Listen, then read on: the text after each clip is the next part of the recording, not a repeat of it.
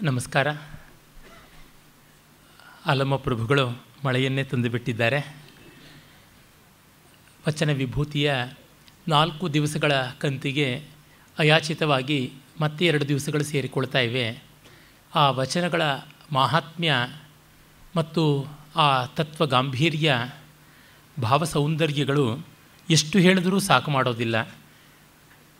ಅದರಿಂದಾಗಿ ಇಂದು ಮತ್ತು ಒಂದು ಸ್ವಲ್ಪ ಮಟ್ಟಿಗೆ ನಾಳೆ ಪ್ರಭುದೇವರ ವಚನಗಳನ್ನು ಕಂಡು ಮತ್ತು ವಚನಗಳ ಇಡಿಯಾದ ಸೌಂದರ್ಯದ ಹಾಗೂ ಭಾಷಾಕಲ್ಪದ ಬಗೆಗಳನ್ನು ಒಂದಷ್ಟು ನೋಡಿ ಈ ಒಂದು ಅವಲೋಕನವನ್ನು ಸಮಾಪನ ಮಾಡಬಹುದು.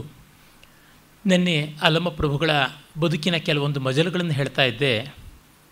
ಅಲ್ಲಿ ಒಂದು ಅಜಗಣ್ಣನ ತಂಗಿ ಮುಕ್ತಾಯಕ್ಕ ತನ್ನ ಅಣ್ಣ ಅಜಗಣ್ಣ ತನಗೆ ಕೇವಲ ಅಣ್ಣ ರಕ್ಷಕ ಮಾತ್ರವಲ್ಲ, ಆಧ್ಯಾತ್ಮಿಕ ಗುರುವೂ ಹಾಗಿದ್ದ ಗುರು ತೀರಿಕೊಂಡಾಗ ಆಕೆ ಬಹಳ ದುಃಖ ಪಡ್ತಾಳೆ.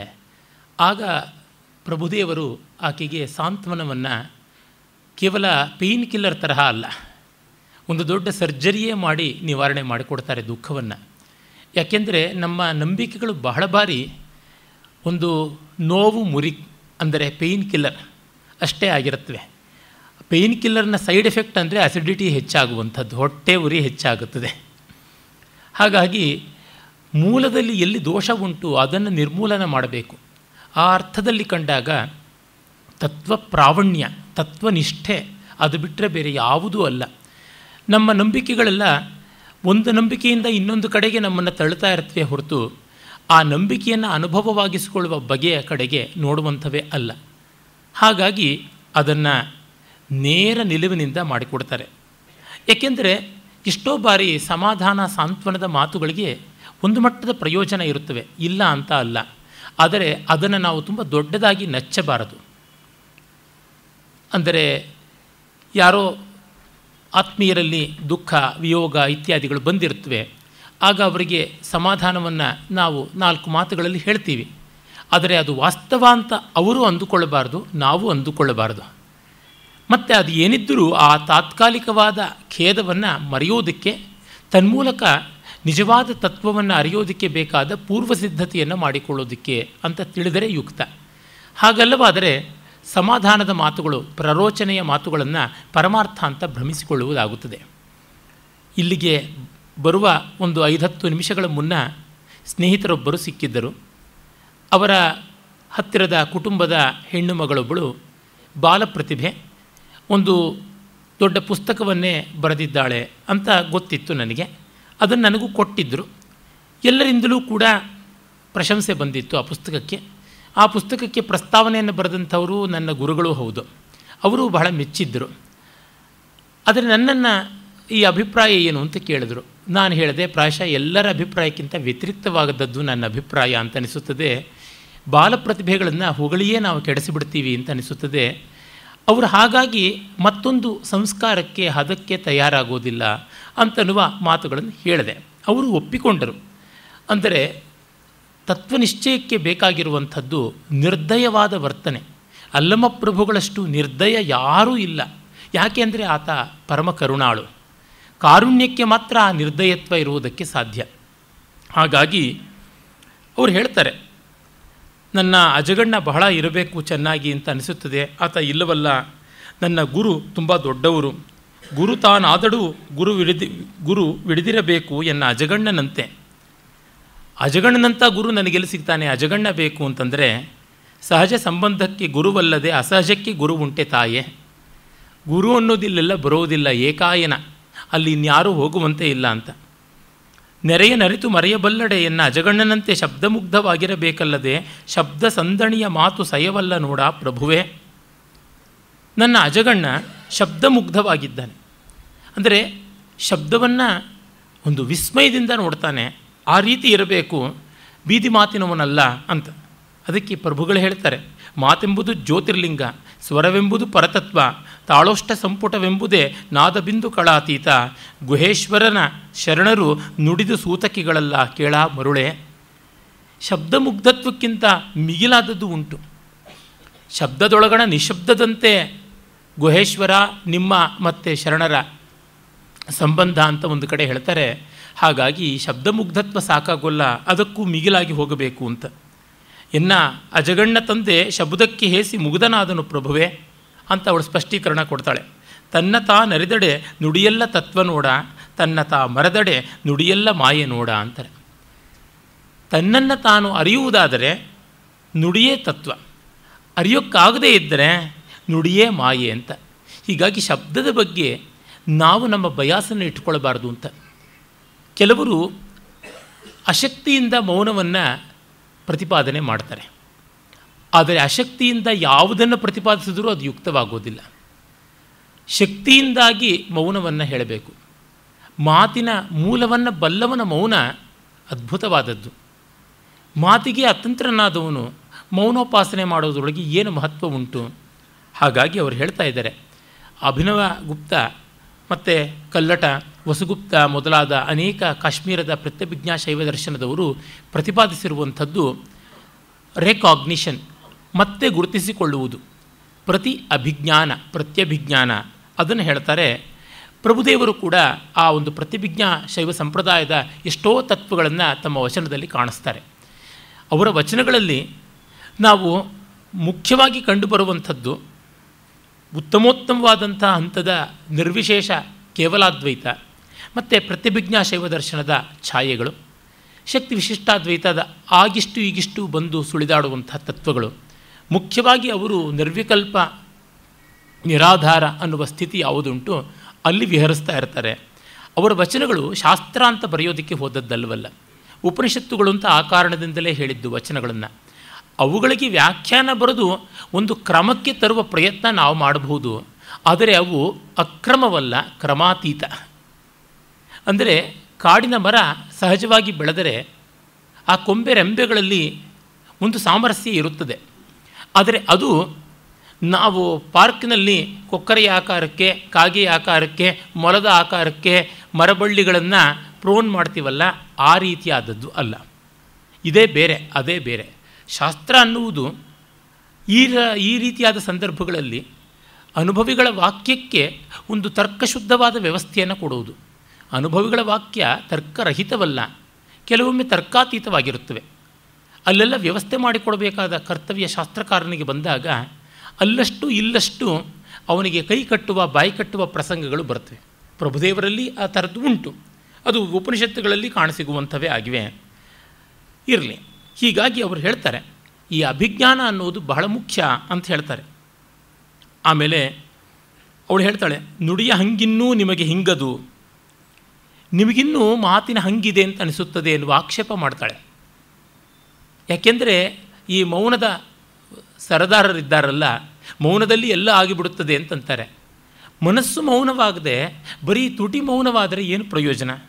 ಅದಕ್ಕೆ ಹೇಳ್ತಾರೆ, ಶರಣ ನಡೆದರೆ ನಿರ್ಗಮನೇ, ನುಡಿದರೆ ನಿಶ್ಶಬ್ದ, ಗುಹೇಶ್ವರನ ಶರಣಂಗೆ ಕುರುಹಿಲ್ಲ ಕೇಳ ಎಲೆ ಅವ್ವ ಅಂತ. ಶರಣ ನಡೆದರೆ ನಿರ್ಗಮನಿ, ಅವನು ನಡೆದರೂ ನಿರ್ಗಮನಿ, ನುಡಿದರೂ ನಿಶ್ಶಬ್ದ ಅಂತ. ಈ ವಿರೋಧಗಳಲ್ಲಿ ಅವರು ಮಾತಾಡ್ತಾರೆ. ವೇದಗಳಲ್ಲಿ ಇದೇ ಮಾತು ಬರ್ತದೆ. ಕೇನೋಪನಿಷತ್ತು ಹೇಳ್ತದೆ, ಯಾರಿಗೆ ಗೊತ್ತಿಲ್ಲ ಅಂತಾರೋ ಅವರಿಗೆ ಗೊತ್ತಿದೆ, ಯಾರು ಗೊತ್ತಿದೆ ಅಂತಾರೋ ಅವರಿಗೆ ಅದು ಗೊತ್ತಿಲ್ಲ ಅನ್ನುವಂಥ ಮಾತನ್ನು ಮೊನ್ನೆ ತಾನೇ ಕಂಡ್ವಿ ಉಪನಿಷತ್ ವಿವರಣದಲ್ಲಿ. ಹಾಗೆಯೇ ಅವರು ಹೇಳ್ತಾರೆ, ಅದು ಹಾಗಲ್ಲ, ಜ್ಞಾನಿಯಾದವನು ಏನು ಮಾಡಿದ್ರೂ ಕುರ್ವನ್ನಪಿನ ಲಿಪ್ಯತೆ, ಮಾಡಿಯೂ ಮಾಡದಂತೆ ಇರುತ್ತಾನೆ, ಹೇಳಿಯೂ ಹೇಳದಂತೆ ಇರುತ್ತಾನೆ, ಅವನಿಗೆ ಶಬ್ದದ ಹಂಗಿಲ್ಲ ಅನ್ನುವ ಮಾತನ್ನು ಅವರು ಸ್ಪಷ್ಟ ಮಾಡಿ ಕೊಡ್ತಾರೆ. ಈ ರೀತಿ ಅನೇಕರಿಗೆ ಅವರು ತತ್ವಬೋಧೆಯನ್ನು ಮಾಡಿಕೊಡುವ ದೊಡ್ಡ ಕೆಲಸವನ್ನು ಮಾಡಿದ್ದಾರೆ. ಆಮೇಲೆ ಅವರು ಕೊನೆಗೆ ಇದನ್ನು ಸಮನ್ವಯ ಮಾಡಿ ಹೇಳ್ತಾರೆ, ತನ್ನಲ್ಲಿ ತಾನು ತದ್ಗತವಾಗಿಪ್ಪ ಶಿವಯೋಗಿಗೆ ಭಿನ್ನವಿಲ್ಲ ನೋಡ ಗುಹೇಶ್ವರ ಸಾಕ್ಷಿಯಾಗಿ. ಹಾಗಾಗಿ ಅರಿವಡೆ ಮತಿಯಿಲ್ಲ, ನೆನೆವಡೆ ಮನವಿಲ್ಲ. ಇವನ್ನೆಲ್ಲ ಮೀರಿ ನಿಂತಹ ಸ್ಥಿತಿಯಲ್ಲಿ ನಿನ್ನ ಅಣ್ಣ ಅನ್ನುವ ಅಂಟಿದ್ದಲ್ಲಿ ಗುರುತ್ವ ಹೇಗೆ ಬರುತ್ತದೆ ಅಂತ ಆಕೆಗೆ ಮೋಹದಿಂದ ಉಂಟಾಗಿರುವ ಬಾಂಧವ್ಯದ ಸೋಂಕನ್ನು ನಿವಾರಣೆ ಮಾಡ್ತಾರೆ. ಆಮೇಲೆ ನಿರ್ವಯಲು ವ್ಯಕ್ತವಾಗುವುದು ಮನೋವಾಕ್ಕಾಯ ಕರ್ಮಗಳ ಮೂಲಕ ಅನ್ನುವಂಥದ್ದನ್ನು ಅವರು ತೋರ್ಪಡಿಸಿಕೊಡ್ತಾರೆ. ಹಾಗಾಗಿ ಶರಣಸ್ಥಿತಿ ಬೆಂದುದನುಲಿ, ಅದು ಹಗ್ಗವೆಂಬಂತೆ ಕಂಡರೂ ನೈವರ ಕೆಲಸಕ್ಕೆ ಬಂದುದುಂಟೆ. ಇದು ವೇದಾಂತದಲ್ಲಿ ಬಹಳ ಪ್ರಸಿದ್ಧವಾದ ದಗ್ಧಪಟ ನ್ಯಾಯ ಅಂತ. ಜೀವನ್ಮುಕ್ತನಾದವನು ಇದ್ದರೂ ಇಲ್ಲದಂತೆ ಇರುತ್ತಾನೆ. ಹಗ್ಗ ಬೆಂಕಿಗೆ ಸಿಕ್ಕು ಬೂದಿಯಾಗಿದೆ. ನೋಡುವುದಕ್ಕೆ ಆ ಬೂದಿ ಹಗ್ಗದ ಆಕಾರದಲ್ಲಿದೆ, ಮುಟ್ಟಿದರೆ ಪುಡಿ ಪುಡಿ ಆಗುತ್ತದೆ. ನೋಡುವ ಆಕಾರದಲ್ಲಿ ಮಾತ್ರ ಅದು ಹಗ್ಗ, ಆದರೆ ಪರಮಾರ್ಥದಲ್ಲಿ ಅಲ್ಲ. ಜ್ಞಾನಿಯಾದವನು ಲೋಕದ ಪಾಲಿಗೆ ಕಂಡರೂ ಅವನು ಇಲ್ಲ. ಅದೇ ನಡೆದರೆ ನಿರ್ಗಮನಿ, ನುಡಿದರೆ ನಿಶ್ಶಬ್ದ ಅನ್ನುವಂಥದ್ದು. ಇದು ನಮಗೆ ಅರ್ಥವಾಗುವುದು ಕಷ್ಟ, ಆದರೆ ಸ್ವಲ್ಪ ಆಲೋಚನೆ ಮಾಡಿದ್ರೆ ಹೌದಲ್ವಾ ಅಂತ ಅನಿಸುತ್ತದೆ. ಕಾರಣ ಇಷ್ಟೇ, ಜ್ಞಾನಿಯಾದವನಿಗೆ ಪ್ರಾರಬ್ಧ ಇದೆ ಅಂತ ಸಾಮಾನ್ಯವಾಗಿ ಶಾಸ್ತ್ರಗಳಲ್ಲಿ ಹೇಳುವಂಥದ್ದು ಲೋಕದೃಷ್ಟಿಯಿಂದ, ಆದರೆ ಪರಮಾರ್ಥ ದೃಷ್ಟಿಯಿಂದ ಅಲ್ಲ. ರಮಣರು ಇದನ್ನು ತುಂಬ ಚೆನ್ನಾಗಿ ಹೇಳ್ತಾರೆ. ನಮ್ಮಲ್ಲಿ ಎಲ್ಲರಿಗೂ ಬರುವಂಥ ದೊಡ್ಡ ಸಮಸ್ಯೆ ಕರ್ಮದ್ದು. ಸಂಚಿತ, ಪ್ರಾರಬ್ಧ, ಆಗಾಮಿ ಅಂತ 3 ಉಂಟು. ಸಂಚಿತ ಆಗಾಮಿಗಳು ಜ್ಞಾನದಿಂದ ಹೋಗುತ್ತವೆ, ಆದರೆ ಪ್ರಾರಬ್ಧ ಹೋಗುವಂಥದ್ದಲ್ಲ. ಆ ಕಾರಣದಿಂದಲೇ ಪ್ರಾರಬ್ಧ ಶೇಷ ಇರುವವರೆಗೆ ದೇಹ ಇರುತ್ತದೆ. ಅದರಿಂದಲೇ ಅವಿದ್ಯಾಲೇಷ ಅನ್ನುವಂಥದ್ದು ಜೀವನ್ಮುಕ್ತನಿಗೂ ಉಂಟು ಅಂತ ಒಂದು ಮತ. ವೇದಾಂತಿಗಳಲ್ಲಿಯೇ ಆ ರೀತಿಯಾಗಿ ಹೇಳುವವರು ಉಂಟು. ಆದರೆ ಶಂಕರರು ದಗ್ಧಪಟ ನ್ಯಾಯವನ್ನು ಕೊಟ್ಟು ಹಾಗಲ್ಲ ಅಂತಾರೆ.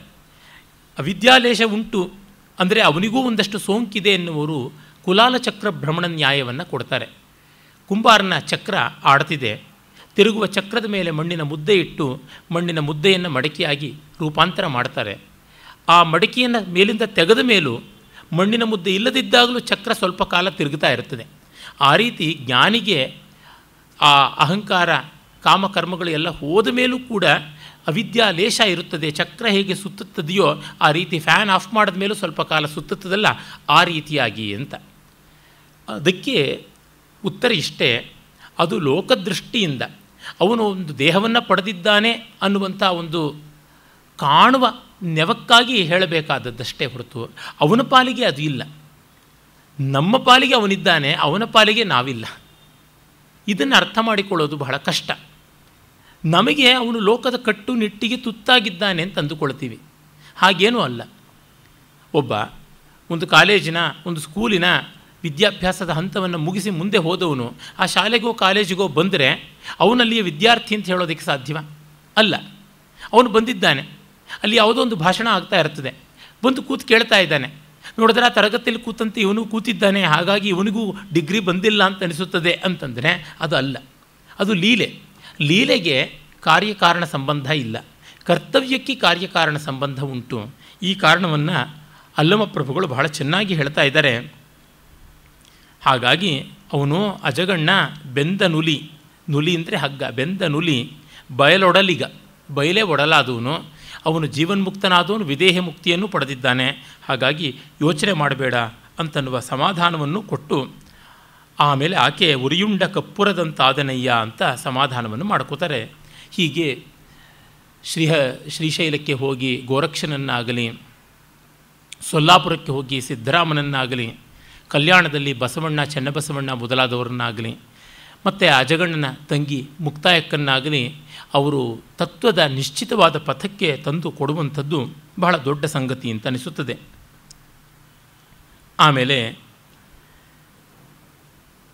ಅವರು ಎಷ್ಟು ಸೂಕ್ಷ್ಮವಾಗಿ ವಿವರಣೆಯನ್ನು ಮಾಡಬಲ್ಲರು ಅನ್ನೋದಕ್ಕೆ ಪೃಥ್ವಿಯ ಕಾಠಿನ್ಯವನ್ನು ಕೆಡಿಸಿ ನೀರಿನ ಸಿರಿರಸವನ್ನೇ ಬಿಸುಟು ಅಗ್ನಿಯ ಉರಿಯ ನಂದಿಸಿ ವಾಯುವಿನ ಸಂಚಲನೆ ಗತಿ ಕೆಡಿಸಿ ಹಿರಿಯ ಗಗನವನ್ನು ಇಂಬುಗೊಂಡಿಹ ಶರಣತನದ ಮಹಾತ್ಮೆ. ಇದನ್ನು ಕಾಣಬೇಕು ಅಂತ. ಪೃಥ್ವಿಯ ಕಾಠಿನ್ಯ ಇರಬಾರದು, ಮತ್ತು ನೀರಿನ ಚಾಂಚಲ್ಯ ಇರಬಾರದು, ಅಗ್ನಿಯ ಪ್ರಖರತೆ ಇರಬಾರದು, ವಾಯುವಿನ ಸಂಚಲನ ಇರಬಾರದು. ಬರೀ ಆಕಾಶವಾಗಬೇಕು, ಎಲ್ಲಕ್ಕೂ ಅವಕಾಶವಾಗಬೇಕು. ಯಾವುದೂ ತನ್ನೊಳಗಿದ್ದು ತಾನು ಯಾವುದಕ್ಕೂ ಅಂಟದ ರೀತಿಯಲ್ಲಿ ಇರಬೇಕು ಅಂತಾರಲ್ಲ, ಆ ಬಗೆಯಲ್ಲಿ ಇವರು ನೋಡಿದ್ದು. ಅಂದರೆ ಪೃಥ್ವಿ, ಅಪ್, ತೇಜೋ, ವಾಯು ಅನ್ನುವ ಈ 4 ಭೂತಗಳಿಗೆ ಒಂದು ಮಾನ ಉಂಟು, ಒಂದು ಮಾನವೇ ವ್ಯವಹಾರ ಉಂಟು. ಆಕಾಶ ಅಂಥದ್ದಲ್ಲ, ಅವಕಾಶವೇ ಆಕಾಶ ಅನ್ನುವ ಅರ್ಥದಲ್ಲಿ ನಾವಿರಬೇಕು ಅನ್ನುವ ಈ ಭೂತ ಸಂಕ್ರಮಣ ವಿದ್ಯೆಯನ್ನು ಅವರು ಮತ್ತೆ ಮತ್ತೆ ಹೇಳ್ತಾ ಬರ್ತಾರೆ. ಇನ್ನು ಪ್ರಭುದೇವರು ಹೇಳಿರುವಂಥದ್ದಂತೂ ಅಪ್ಪಟ ವೇದಾಂತ, ಅದರೊಳಗೆ ಸಂದೇಹವೇ ಇಲ್ಲ. ಮತ್ತೆ ಮತ್ತೆ ಆ ವಿಸ್ಮೃತಿಯನ್ನು ಮಾನವ ಪತನಕ್ಕೆ ಕಾರಣ ಅಂತ ಹೇಳ್ತಾರೆ. ತನ್ನತಾ ಅರಿದಂದೇ ಮುಕ್ತಿ, ತನ್ನತಾ ಮರೆದಂದೇ ಲೋಕ. ಈ ಮರೆಯುವುದು ಅರಿಯುವುದು ಅನ್ನೋದನ್ನು ವೇದಾಂತ ಮತ್ತೆ ಮತ್ತೆ ಹೇಳುತ್ತದೆ. ಉದಾಹರಣೆಗೆ ಕಂಠಚಾಮೀಕರ ನ್ಯಾಯ ಅಂತ ಒಂದು ಉಂಟು. ಕೊರಳಲ್ಲಿ ಬಂಗಾರದ ಸರ ಇದೆ, ಯಾವುದೋ ಜ್ಞಾನದಲ್ಲಿ ಕಳೆದು ಹೋಗಿದೆ ಅಂತ ಅನಿಸಿದೆ, ಮುಟ್ಟಿ ನೋಡ್ಕೊಳ್ತಾ ಇಲ್ಲ, ಎಲ್ಲೋ ಇಟ್ಟುಬಿಟ್ಟೆ, ಬಚ್ಚಲ ಮನೆಯಲ್ಲಿಟ್ಟೆ, ನಡು ಮನೆಯಲ್ಲಿಟ್ಟೆ, ಯಾರೋ ತೆಗೆದುಕೊಂಡು ಹೋದರು ಅಂತ ಊರೆಲ್ಲ ಮನೆಯೆಲ್ಲ ಹುಡುಕುವುದು. ಆಮೇಲೆ ಯಾರೋ ಕೊರಳಲ್ಲೇ ಇತ್ತಲ್ಲ ನೋಡಿ ಅಂತಂದಾಗ ಮುಟ್ಟಿ ನೋಡಿ ಸಿಕ್ಕಿತು ಅಂತ. ಸಿಕ್ಕುವುದಕ್ಕೆ ಕಳ್ಕೊಂಡಿದ್ದಿ ಆವಾಗ. ಆದರೆ ನಮಗೆ ತಲೆಯಲ್ಲಿ ಕಳ್ಕೊಂಡಿವಿ, ಕೊರಳಲ್ಲಿ ಇತ್ತು. ಆದರೆ ಕೊರಳಲ್ಲಿ ಕಳ್ಕೊಂಡದ್ದನ್ನು ತಲೆಯಲ್ಲಿ ಪಡ್ಕೊಂಡ ಭಾವ. ಇದನ್ನು ವೇದಾಂತ ಉಪನಿಷತ್ತುಗಳಲ್ಲಿ ಮತ್ತೆ ಮತ್ತೆ ನೋಡ್ತೀವಿ. ಹೀಗೆ ಈ ಒಂದು ಕಂಠಚಾಮೀಕರ ನ್ಯಾಯವನ್ನು ಅವರು ಬಳಸಿಕೊಂಡು, ನೇರವಾಗಿ ಅಲ್ಲ, ಆ ತತ್ವವನ್ನು ಬಳಸಿಕೊಂಡು ಅನೇಕತ್ರ ಈ ಪ್ರತ್ಯಭಿಜ್ಞೆಯ ಬಗ್ಗೆ ಹೇಳ್ತಾರೆ. ನನಗೆ ಅದು ಅರಿವಾಯಿತು, ಇದ್ದದ್ದೇ ಇರವು ಅನ್ನುವುದು ಇತ್ತು, ಸತ್ ಇದ್ದದ್ದೇ ಹೌದು, ಅದು ಅರಿವಾದೊಡನೆ ಆನಂದ. ಸಿಕ್ತು ಅಂತ ಗೊತ್ತಾದ ತಕ್ಷಣ ಸಂತೋಷ, ಎಲ್ಲೂ ಕಳ್ಕೊಂಡಿಲ್ಲ ಅಂತ. ಹೀಗಾಗಿ ಸತ್ ಇರುವಂಥದ್ದೇ, ಆದರೆ ನಮಗೆ ಚಿತ್ ಅರಿವಾಗಲಿಲ್ಲ, ಆದ್ದರಿಂದ ಆನಂದವೂ ಇಲ್ಲ. ನಮ್ಮ ಆತ್ಯಂತಿಕ ಗಮ್ಯ ಮತ್ತು ಪರಮಾರ್ಥದ ನೆಲೆ ಆನಂದ, ಅದು ಬಿಟ್ಟು ಇನ್ಯಾವುದೂ ಅಲ್ಲ. ಈ ಆನಂದಕ್ಕೆ ಪ್ರತ್ಯಭಿಜ್ಞಾನದ ಅರಿವು ಅದು ತುಂಬ ಮುಖ್ಯವಾಗಿ ಬೇಕಾದದ್ದು. ಅದನ್ನು ಅವರು ಹೇಳ್ತಾರೆ, ಅರಿವು ಉದಯವಾದುದಲ್ಲದೆ ಮರಹು ನಷ್ಟವಾಗದು, ಮರಹು ನಷ್ಟವಾದುದಲ್ಲದೆ ಅರಿವು ಸಯವಾಗದು, ಅರಿವು ಸಯವಾಗಿ ದೊರಕೊಂಡ ಬಳಿಕ ಗುರುವಾರು ಲಿಂಗವಾರು ಆವುದು ಘನ ಆವುದು ಕಿರಿದು ಹೇಳ, ಗುಹೇಶ್ವರ ಲಿಂಗದಲ್ಲಿ ಅರಿದು ಮರೆದು ಉಪದೇಶವ ಹೆಡೆದಡೆ ಮುಂದೆ ನಿಜವೆಂತು ಸಾಧ್ಯವಪ್ಪುದು. ಬೋಧ ಅದಾಗಬೇಕು, ಪ್ರಬೋಧ ಆಗಬೇಕು, ಬೋಧೋದಯ ಆಗಬೇಕು. ಆಗಲ್ಲದೆ ಮರವು ನಷ್ಟವಾಗುವುದಿಲ್ಲ. ಜ್ಞಾನದಿಂದಲೇ ತಾರಕ ಅಂತ ಉಗ್ರವಾದ ಜ್ಞಾನ ಮಾರ್ಗ ವಚನಕಾರರದು, ಅದರೊಳಗೂ ಪ್ರಭುದೇವರದು. ಎಲ್ಲಕ್ಕಿಂತ ಜ್ಞಾನಾನ್ಮುಕ್ತಿ ಜ್ಞಾನೇನೈವ ಕೈವಲ್ಯಂ ಅನ್ನುವಂಥದ್ದು, ಜ್ಞಾನೀತ್ವಾತ್ಮೈವ ಮೇಮತಂ ಅನ್ನುವ ಗೀತಾಚಾರ್ಯನ ವಾಕ್ಯ ಮತ್ತೆ ಮತ್ತೆ ಕಾಣುವಂಥದ್ದು. ಇದನ್ನು ನಮ್ಮ ಭಾರತೀಯ ಪರಂಪರೆಯಲ್ಲಿ ಎಷ್ಟು ಕಡೆಗೆ ಬೀದಿ ಬೀದಿ ಬಿಕಾರಿಗಳಂತೆ ಓಡಾಡುವವರು ಹೇಳಿದ್ದಾರೆ. ಇದು ಬಹಳ ದೊಡ್ಡದು. ಅಂದರೆ ಇಷ್ಟರ ಮಟ್ಟಿಗೆ ವೇದಾಂತದ ಪರಮಾರ್ಥ ಲೋಕಸಾಮಾನ್ಯಕ್ಕೂ ಗೊತ್ತಾಗ್ತಾ ಇತ್ತು. ತುಂಬ ಜನ ಒಂದು ತಪ್ಪು ಮಾಡ್ತಾರೆ, ಏನೆಂದರೆ ನಮ್ಮಲ್ಲಿ ಪುರೋಹಿತಶಾಹಿ ಬೆಳೆದು ತತ್ವ ಯಾರಿಗೂ ಎಟುಕದಂತೆ ನೋಡಿಕೊಂಡರು ಅಂತ. ಪುರೋಹಿತಶಾಹಿ ಬೆಳೆಯಿತೋ ಬಿಡುತ್ತೋ ಅದು ಪ್ರತ್ಯೇಕ ಚರ್ಚೆ. ತತ್ವ ಯಾರಿಗೂ ಎಟುಕದಂತೆ ನೋಡಿಕೊಂಡ್ರು ಅನ್ನೋದು ಮಾತ್ರ ಹಸಿ ಸುಳ್ಳು. ಇದಕ್ಕಿಂತ ಹಸಿಯಾಗಿ ನ್ಯಾವ ಸುಳ್ಳು ಇರೋದಕ್ಕೆ ಸಾಧ್ಯ ಇಲ್ಲ. ನಮ್ಮಲ್ಲಿ ಬೀಡಾಡಿಗಳಲ್ಲಿ ಎಷ್ಟು ದೊಡ್ಡ ತತ್ವವನ್ನು ಕಾಣ್ತೀವಿ, ತೀರ ನಾಡಾಡಿಗಳಲ್ಲಿ ನಿರಕ್ಷರಾಸ್ಯರಲ್ಲಿ ಎಷ್ಟು ದೊಡ್ಡ ತತ್ವವನ್ನು, ಪರಮಾರ್ಥದ ವೇದಾಂತವನ್ನು ಕಾಣ್ತೀವಿ. ಅಂದರೆ ಇವತ್ತು ನಮ್ಮಲ್ಲಿ ಎಜುಕೇಷನ್ ಬೆಳೆಯಬೇಕು, ಅಡಲ್ಟ್ ಎಜುಕೇಷನ್ ಆಗಬೇಕು, ಡಿಸ್ಟೆನ್ಸ್ ಲರ್ನಿಂಗ್ ಆಗಬೇಕು ಅಂತ ಸ್ಯಾಟಲೈಟ್ ಟಿ ವಿಗಳು, 500-600 ಚಾನೆಲ್ಗಳು, ಮತ್ತು ಬೇಕಾದಂತೆ ಕೈಯಲ್ಲಿ ಕಾಲಲ್ಲಿ ಸೆಲ್ಫೋನುಗಳು ಎಲ್ಲ ಇರುವಾಗಲೂ ಕೂಡ ಜನಕ್ಕೆ ಒಂದು ವಿಷಯ ತಲುಪಿಸೋಕ್ಕಾಗ್ತಾ ಇಲ್ಲ. ಆದರೆ ಇವ್ಯಾವುವೂ ಇಲ್ಲದೇ ಇದ್ದ ಕಾಲದಲ್ಲಿ, ಕುದುರೆಗಿಂತ ಮಿಗಿಲಾದ ವೇಗ ಭೌತಿಕ ಜಗತ್ತಲ್ಲಿ ಮನುಷ್ಯನಿಗೆ ಎಟುಕದೇ ಇದ್ದ ಕಾಲದಲ್ಲಿ ನಡೆದಾಡಿಕೊಂಡು ಎಂಥೆಂಥ ಮೂಲೆಗಳಲ್ಲಿ ಹೋಗಿ ತತ್ವಜ್ಞಾನವನ್ನು ಪ್ರಚುರಪಡಿಸಿದ್ದಾರೆ ಶಿವಯೋಗಿಗಳು, ಸಿದ್ಧರು, ಅವಧೂತರು, ನಾಥರು, ಗೋಸಾಯಿಗಳು, ಸಾತಾನಿಗಳು, ಒಬ್ಬರೇ ಇಬ್ಬರೇ ಇಷ್ಟು ಜನ ಎಷ್ಟು ಬಗೆಯಲ್ಲಿ ಮಾಡಿದ್ದಾರೆ. ನಮ್ಮ ಜನಪದ ಜೀವನದ ಮುಖ್ಯವಾದ ಸಾಹಿತ್ಯ ಭಾಗವೆಲ್ಲ ಇಂಥ ತತ್ವಪದಗಳಿಂದ ತುಂಬಿ ಹೋಗಿವೆ. ಅದು 1-2 ಭಾಷೆನಲ್ಲ. ಭಾರತದಲ್ಲಿ ಪ್ರಮುಖವಾದ ಸಂವಿಧಾನದ ಅಂಗೀಕಾರ ಪಡೆದಿರತಕ್ಕಂಥ 20-22 ಭಾಷೆಗಳಿವೆಯಲ್ಲ, ಅವುಗಳ ಆಚೆಗಿರುವಂಥ ಇನ್ನು 25-30 ಭಾಷೆಗಳಲ್ಲಿ ಕೂಡ ಇವು ಇರುವಂಥದ್ದು ಕಾಣಸಿಗುತ್ತವೆ. ಅಂತಂದರೆ ಯಾವ ಮಟ್ಟಕ್ಕೆ ತತ್ವ ಪ್ರಚಾರ ಆಗಿದ್ದಿರಬೇಕು. ಹಿಂದೊಮ್ಮೆ ಈ ಒಂದು ಕುಂಭಮೇಳದ ಪ್ರಸ್ತಾವ ಬಂದಾಗ ಚರ್ಚೆ ಬಂದಿತ್ತು, ಅವರಿಗೆ ಅಷ್ಟು ಜನಕ್ಕೆ ಹೇಗೆ ಕಮ್ಯುನಿಕೇಷನ್ ಮಾಡಿದ್ದಾಗಿತ್ತು ಅಂತ.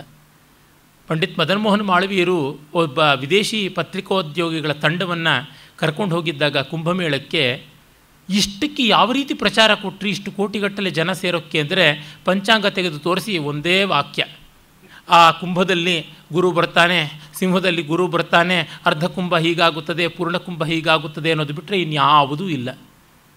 ನೋಡಿ, ಈಚೆಗೆ ಕ್ಯಾಲೆಂಡ್ರು ಮತ್ತೊಂದು ಮಗದೊಂದು ಎಲ್ಲ ಉಂಟು. ಅವು ಯಾವುದೂ ಇಲ್ಲದೇ ಇದ್ದಾಗ, ಪಂಚಾಂಗವೂ ಪ್ರಿಂಟ್ ಆಗದೇ ಇದ್ದಾಗ, ಒಂದು ಪಕ್ಷ ಪ್ರಿಂಟ್ ಆಗಿದ್ದಲ್ಲೂ ಅದನ್ನು ಓದೋದಕ್ಕೂ ಬರದೇ ಇದ್ದಾಗ, ಆಗಲೂ ಕೂಡ ದ್ವಾದಶಿ ದಿವಸ ಅಗಸೆ ಸೊಪ್ಪು ಬಂದಿರುತ್ತದೆ ಮಾರ್ಕೆಟಿಗೆ. ಭಾನುವಾರ ಸೋಮವಾರ ಎಣಿಕೆಗೆ ಸಿಗುತ್ತದೆ, ತಿಥಿ ಎಣಿಕೆಗೆ ಸಿಗುತ್ತದೆಯಾ? ಬಹಳ ವಿಲಕ್ಷಣವಾದದ್ದು. ಇಂದು ಏಕಾದಶಿ ಅಂದ್ಕೊಂಡಿರ್ತೀವಿ, ಆಗಲೇ ದ್ವಾದಶಿ ಬಂದಿರುತ್ತದೆ. ರಥಸಪ್ತಮಿಗೆ ಎಕ್ಕದ ಎಲೆ ಬಂದು ಕೂತಿರುತ್ತದೆ. ಇನ್ನು ವರಮಹಾಲಕ್ಷ್ಮಿಗೆ ತಾಳೆ ಹೂವು, ಕಮಲದ ಹೂವು ಅದು ಬಂದಿರುತ್ತದೆ. ಹೇಗೆ ಬರುತ್ತದೆ? ಯಾರು ಕಲಿಸಿಕೊಟ್ಟದ್ದು? ಈ ಥರದ್ದು ಲಕ್ಷ ಸಂಗತಿಗಳು ನಮ್ಮ ಪರಂಪರೆಯಲ್ಲಿ ಇವೆ. ಅಂದರೆ ಅವೆಲ್ಲವೂ ಒಂದು ರೀತಿ ಜನಮಾನಸದ ಸುಪ್ತ ಪ್ರಜ್ಞೆಯಲ್ಲಿ ಅಯಾಚಿತವಾಗಿ, ಅನಾಲೋಚಿತವಾಗಿ, ಸಹಜ ಅನ್ನುವಂತೆ ಉಸಿರಾಟದಷ್ಟು ಸಹಜವಾಗಿ ಬಂದಿದೆ. ಹಾಗೆ ಬರುವಲ್ಲಿ ಪ್ರಭುದೇವರಂತಹ ಮಹಾಗುರುಗಳು ಎಷ್ಟು ದೊಡ್ಡ ಕೊಡುಗೆಯನ್ನು ಕೊಟ್ಟಿದ್ದಾರೆ, ಅವರಿಂದ ಪ್ರಭಾವಿತರಾದವರು ಎಷ್ಟು ಜನ ಮಾಡಿದ್ದಾರೆ. ಅದು ಒಮ್ಮೆ ಮಾಡಿ ಮುಗಿದು ಹೋಗುವಂಥದ್ದಲ್ಲ, ತಲೆಮಾರಿಗೂ ದಿನದಿನಕ್ಕೂ ನಡೀತಾ ಇರಬೇಕು. ಎಷ್ಟು ಜನ ಹೆಣ್ಣು ಮಕ್ಕಳು ಉದಯರಾಗ ಹಾಡುಗಳಲ್ಲಿ ಈ ಒಂದು ತತ್ವಪದಗಳ ವೇದಾಂತವನ್ನು, ಅನುಭವವನ್ನು ಇಟ್ಟುಕೊಂಡವರುಂಟು. ಅಷ್ಟೇಕೆ ಮಹಾಮಹನೀಯನಾದಂಥ ಜ್ಞಾನೇಶ್ವರ ತನ್ನ ಮೇರುಕೃತಿ ಜ್ಞಾನೇಶ್ವರಿಯನ್ನು ಬರೆದಿರುವಂಥದ್ದು ಓವಿ ಅನ್ನುವ ಒಂದು ಛಂದಸ್ಸಿನಲ್ಲಿ. ಓವಿ ಛಂದಸ್ಸು ಮಕ್ಕಳನ್ನು ತೊಟ್ಟಿಲಿಗೆ ಹಾಕಿ ತೂಗುವಾಗ ಬಳಸುವಂಥ ಛಂದಸ್ಸು. ಆತ ಕೈಯಿಟ್ಟ ಮೇಲೆ ಆ ಛಂದಸ್ಸಿನ ಗತಿಯೇ ಬೇರೆ ಆಗಿಬಿಡ್ತು. ಓವಿ ಅಂತನ್ನುವುದು ಲಾಲಿ ಅನ್ನುವಂತೆ ಒಂದು ಸೊಲ್ಲು, ಅದೊಂದು ಸ್ತೋಭಾಕ್ಷರ ಸಮೂಹ. ಅಲ್ಲಿ ಮಕ್ಕಳಿಗೆ ತೊಟ್ಟಿಲು ತೂಗುವಾಗ ನಿದ್ರೆ ಬರೆಸೋದಕ್ಕೆ ಬಳಸುವಂಥ ಛಂದಸ್ಸಿನಲ್ಲಿ ಎಲ್ಲರನ್ನ ಎಬ್ಬಿಸುವುದಕ್ಕೋಸ್ಕರ ಜ್ಞಾನೇಶ್ವರ ಬರೆದಂಥದ್ದು ಮಹಾನುಭಾವ. ಅದು ಎಲ್ಲ ಕಡೆಗೂ ಪ್ರಚುರವಾಯಿತು. ಆಗದೇ ಇರುತ್ತದೆಯಾ? ಅವನ್ನೇ ಹೇಳ್ಕೊಳ್ತಕ್ಕಂಥದ್ದು ಉಂಟಂತೆ ಮಹಾರಾಷ್ಟ್ರದಲ್ಲಿ. ಹಾಗೆ ಏಕನಾಥರವು, ಜ್ಞಾನದೇವರು, ತುಕಾರಾಮ, ನಾಮದೇವ, ಅನೇಕ ಜನ ವಾರಕರಿ ಸಂಪ್ರದಾಯದವರ ರಚನೆಗಳನ್ನು ಕಂಠಪಾಠ ಮಾಡಿಕೊಂಡು ಅನುದಿನವೂ ಅನುಸಂಧಾನ ಮಾಡುವಂಥವ್ರು ಇಷ್ಟು ಜನ ಮಹಾರಾಷ್ಟ್ರದಲ್ಲಿಲ್ಲ. ಹಾಗೆ ತಿರುವೆಂಬಾವೆ ಇರ್ಬೋದು, ತಿರುಪ್ಪಾವೆ ಇರ್ಬೋದು, ತೇವಾರಗಳಿರ್ಬೋದು, ಅವನು ತಮಿಳುನಾಡಲ್ಲಿ ಹೇಳ್ಕೊಳ್ಳುವಂಥದ್ದು, ಆಳ್ವಾರ ದಿವ್ಯ ಪ್ರಬಂಧಗಳನ್ನು ಹೇಳ್ಕೊಳ್ಳುವಂಥದ್ದು. ಆಂಧ್ರದಲ್ಲಂತೂ ಯಥೇಷ್ಟವಾಗಿ ತತ್ವಪದಗಳು ಉಂಟು. ಅಲ್ಲಿ ದೊಡ್ಡ ಆಚಾರ್ಯರು ಅಂತ ಯಾರು ಹುಟ್ಟದೇ ಇದ್ದರೂ ಈ ಸಾಹಿತ್ಯ ಎಲ್ಲ ಉಂಟು. ಮೊದಲು ಬಸವಣ್ಣನವರ ಕಥೆಯನ್ನು ಸಾಹಿತ್ಯ ರೂಪಕ್ಕೆ ತಂದದ್ದು ತೆಲುಗಿನವರು, ಆಮೇಲೆ ಕನ್ನಡದಲ್ಲಿ ಬಂದದ್ದು. ಕನ್ನಡದಲ್ಲಿ ಹರಿಹರ ಬರೆಯೋದಕ್ಕಿಂತ ಮುಂಚೆನೇ ಅಲ್ಲಿ ಪಾಲ್ಕುರಿಕಿ ಸೋಮನಾಥ ಬರೆದದ್ದು ಬಸವ ಪುರಾಣ.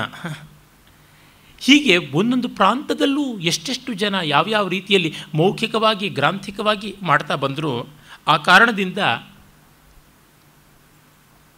ನಮಗೆ ಬಹಳ ಸಹಜವಾದದ್ದು ಇದು, ತುಂಬ ಸುಲಭವೂ ಆದದ್ದು.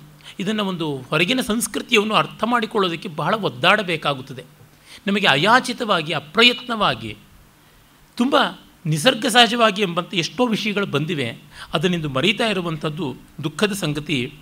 ಆ ಪ್ರತ್ಯಭಿಜ್ಞಾನವನ್ನು ಎಲ್ಲ ಸಮುದಾಯದಲ್ಲೂ ನಾವು ಗುರುತಿಸ್ತೀವಿ, ಎಲ್ಲೆಲ್ಲೂ ಕಾಣ್ತೀವಿ.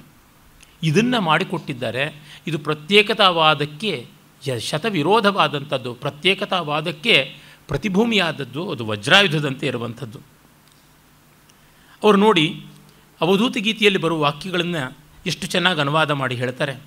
ಕರಿಯು ಸ್ಪರ್ಶೇಂದ್ರಿಯದಿಂದ ಬಂಧನ ಒಡೆದಳಿದಿತ್ತು, ಪತಂಗನು ರೂಪೇಂದ್ರಿಯದಿಂದ ಬಂಧನ ಒಡೆದಳಿದಿತ್ತು, ಭೃಂಗನು ಗಂಧೇಂದ್ರಿಯದಿಂದ ಬಂಧನ ಒಡೆದಳಿದಿತ್ತು, ಕುರಂಗನು ಶಬ್ದೇಂದ್ರಿಯದಿಂದ ಬಂಧನ ಒಡೆದಳಿದಿತ್ತು, ಮತ್ಸ್ಯವು ರಸನೇಂದ್ರಿಯದಿಂದ ಬಂಧನ ಒಡೆದಳಿದಿತ್ತು. ಇಂತೆಯೇ ಒಂದೊಂದು ಇಂದ್ರಿಯೋದ್ರೇಕದಿಂದ ಒಂದೊಂದು ಪ್ರಾಣಿಯು ಪ್ರಳಯವಾಯಿತು. ಪಂಚೇಂದ್ರಿಯಗಳ ಒಂದು ಘಟದಲ್ಲಿ ತಾಳಿಹ ಮನುಷ್ಯ ಪ್ರಾಣಿಗಳಿಗೆ ಮರವೇ ಎಡೆಗೊಂಡು ದೇಹ ಮೋಹ ಭ್ರಾಂತು ಮುಸುಕಿ ಮಾಯೆಯ ಬಾಯ ತುತ್ತಹುದು ಚೋದ್ಯವೇನು ಹೇಳ ಗುಹೇಶ್ವರ ಅಂತ. ಇದು ಯೋಗ ವಾಸಿಷ್ಠದಲ್ಲೂ ಬರುತ್ತದೆ. ಅಂದರೆ ಇವರೆಲ್ಲ ಈ ಅಖಂಡವಾದ ತತ್ವ ಪರಂಪರೆಯ ವೀಚಿಗಳಾಗಿದ್ದರು ಅಂತ ಅನಿಸುತ್ತದೆ. ಆನೆ ಸ್ಪರ್ಶದ ಮೋಹದಿಂದ ತಾನು ಕೆಡ್ಡಾಗಿ ಸಿಲುಕುತ್ತದೆ. ಪತಂಗ ರೂಪಮೋಹದಿಂದ ಬೆಂಕಿಗೆ ಬಿದ್ದು ಸಾಯುತ್ತದೆ. ಭೃಂಗ ಗಂಧಮೋಹದಿಂದ ತಾವರೆಯಲ್ಲಿ ಸೆರೆಯಾಗುತ್ತದೆ. ಜಿಂಕೆ ನಾದಮೋಹದಿಂದ ಬೇಡರ ಹಾಡುಗಳನ್ನು ಕೇಳಿ ಮರುಳಾಗಿ ಬಲೆಗೆ ಸಿಲುಕುತ್ತದೆ. ಇನ್ನು ಮೀನು ಗಾಳದ ಆ ಒಂದು ಆಮಿಷದ ರುಚಿಗೆ, ನಾಲಿಗೆಯ ಲಾಲಸೆಗೆ ತುತ್ತಾಗಿ ಅಳೆಯುತ್ತದೆ. ಹೀಗೆ ಒಂದೊಂದು ಇಂದ್ರಿಯದ ಲೋಭದಿಂದ, ಲಾಲಸದಿಂದ ಒಂದೊಂದು ಪ್ರಾಣಿ ನಾಶವಾಗುತ್ತದೆ. ಇಂಥ ಎಲ್ಲ ಪಂಚೇಂದ್ರಿಯಗಳ ಘಟ ಮನುಷ್ಯ. ಹಾಗಾಗಿ ಮರವೇ ಎಡೆಗೊಂಡು ದೇಹ ಮೋಹ ಭ್ರಾಂತಿ, ದೇಹೋಹಂ ಅನ್ನುವ ಭಾವ ಬಂದು ಆತ್ಮಾಹಂ ಅನ್ನುವುದು ಮರೆತಾಗ ಮಾಯೆಯ ತುತ್ತಾಗೋದ್ರೊಳಗೆ ಆಶ್ಚರ್ಯವೇನು ಅಂತ. ಅಪ್ಪಟ ಶಾಂಕರ ವೇದಾಂತ. ಡಿ ಆರ್ ನಾಗರಾಜ್ ಅಂತ ಒಬ್ಬರು ಅಲ್ಲಮಪ್ರಭು ಮತ್ತು ಶೈವ ಪ್ರತಿಭೆ ಅಂತ ಒಂದು ಪುಸ್ತಕ ಬರೆದು, ನಾವು ಜಗತ್ತಲ್ಲಿ ಕೇಳಿದ ಪ್ರತಿಭೆ ಅಂದರೆ ಒಂದೇ, ಶೈವ ಪ್ರತಿಭೆ, ವೈಷ್ಣವ ಪ್ರತಿಭೆ, ಶಾಕ್ತ ಪ್ರತಿಭೆ, ಬೌದ್ಧ ಪ್ರತಿಭೆ, ಈ ಥರದ್ದು ಯಾವುದೂ ಇಲ್ಲ. ಬೆಳಕು ಅನ್ನೋದಕ್ಕೆ ಬ್ರಾಹ್ಮಣರ ಬೆಳಕು, ಸ್ಮಾರ್ತರ ಬೆಳಕು, ಮಾಧ್ವರ ಬೆಳಕು, ಒಕ್ಕಲಿಗರ ಬೆಳಕು, ಮುಸ್ಲಿಮರ ಬೆಳಕು ಅಂತ ಎಲ್ಲಾದರೂ ಉಂಟೆ ಇದ್ದರೆ ಅದು ಬೆಳಕ, ಕತ್ತಲೆಯ ನಾನಾ ಪ್ರಕಾರಗಳಷ್ಟೇ. ಅಂದರೆ ನಮ್ಮ ಕನ್ನಡದ ಮಹಾ ಘನಾಂಧಾರಿಗಳು ಅಂತ ಅನಿಸಿಕೊಳ್ಳೋರೆಲ್ಲ ಅನಂತಮೂರ್ತಿಗಳು ತೃತೀಯ ಜಗತ್ತಿನ ದಾರ್ಶನಿಕ ಋಷಿ ಅಂತೆಲ್ಲ ಡಿ ಆರ್ ನಾಗರಾಜನ್ನು ಕೊಂಡಾಡಿದ್ದಾಯಿತು. ಸತ್ತ ಮೇಗೆ 8 ಸೇರು ಹಾಲು ಅಂತ ಗಾದೆ. ಏನೂ ಇಲ್ಲ, ನಿಷ್ಪ್ರಯೋಜಕವಾದದ್ದು. ಏನೂ ಸರಿಯಾಗಿ ಗೊತ್ತಿಲ್ಲ ಆ ಮನುಷ್ಯನಿಗೆ. ಕನ್ನಡ ಬರೆಯೋದು ಸರಿಯಾಗಿ ಗೊತ್ತಿಲ್ಲ, ಬರೆದದ್ದು ಬರೆದದ್ದೇ, ಹೊಗಳಿದ್ದು ಹೊಗಳಿದ್ದೆ. ಯಾವ ಲೋಭದಿಂದ ಅವರು ಹೊಗಳ್ತಾರೋ ದೇವರಿಗೆ ಗೊತ್ತು.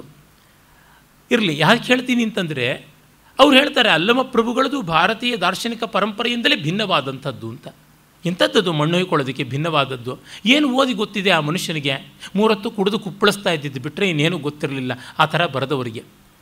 ವಸ್ತುತಃ ಎಲ್ಲರೂ ಕೂಡ ಅಖಂಡವಾದ ಆ ಒಂದು ಆರ್ಷ ಪ್ರಜ್ಞೆಗೆ ಒಳ್ಳೆಯ ಅವಿನಾಭಾವವಾದಂಥ ಅನುಭವಗಳಾಗಿ ಒದಗಿ ಬಂದಂಥವರು ಅಂತ ತಿಳಿಯುತ್ತದೆ. ಅದಕ್ಕೆ ಸಾವಿರ ಉದಾಹರಣೆಗಳನ್ನು, ನಿದರ್ಶನವನ್ನು ನಾವು ಕಾಣ್ತೀವಿ. ನೋಡಿ, ಅವರು ಹೇಳ್ತಾರೆ ಶುಷ್ಕಾಚರಣೆ ಆಗಬಾರದು ಪೂಜೆ ಅಂತ.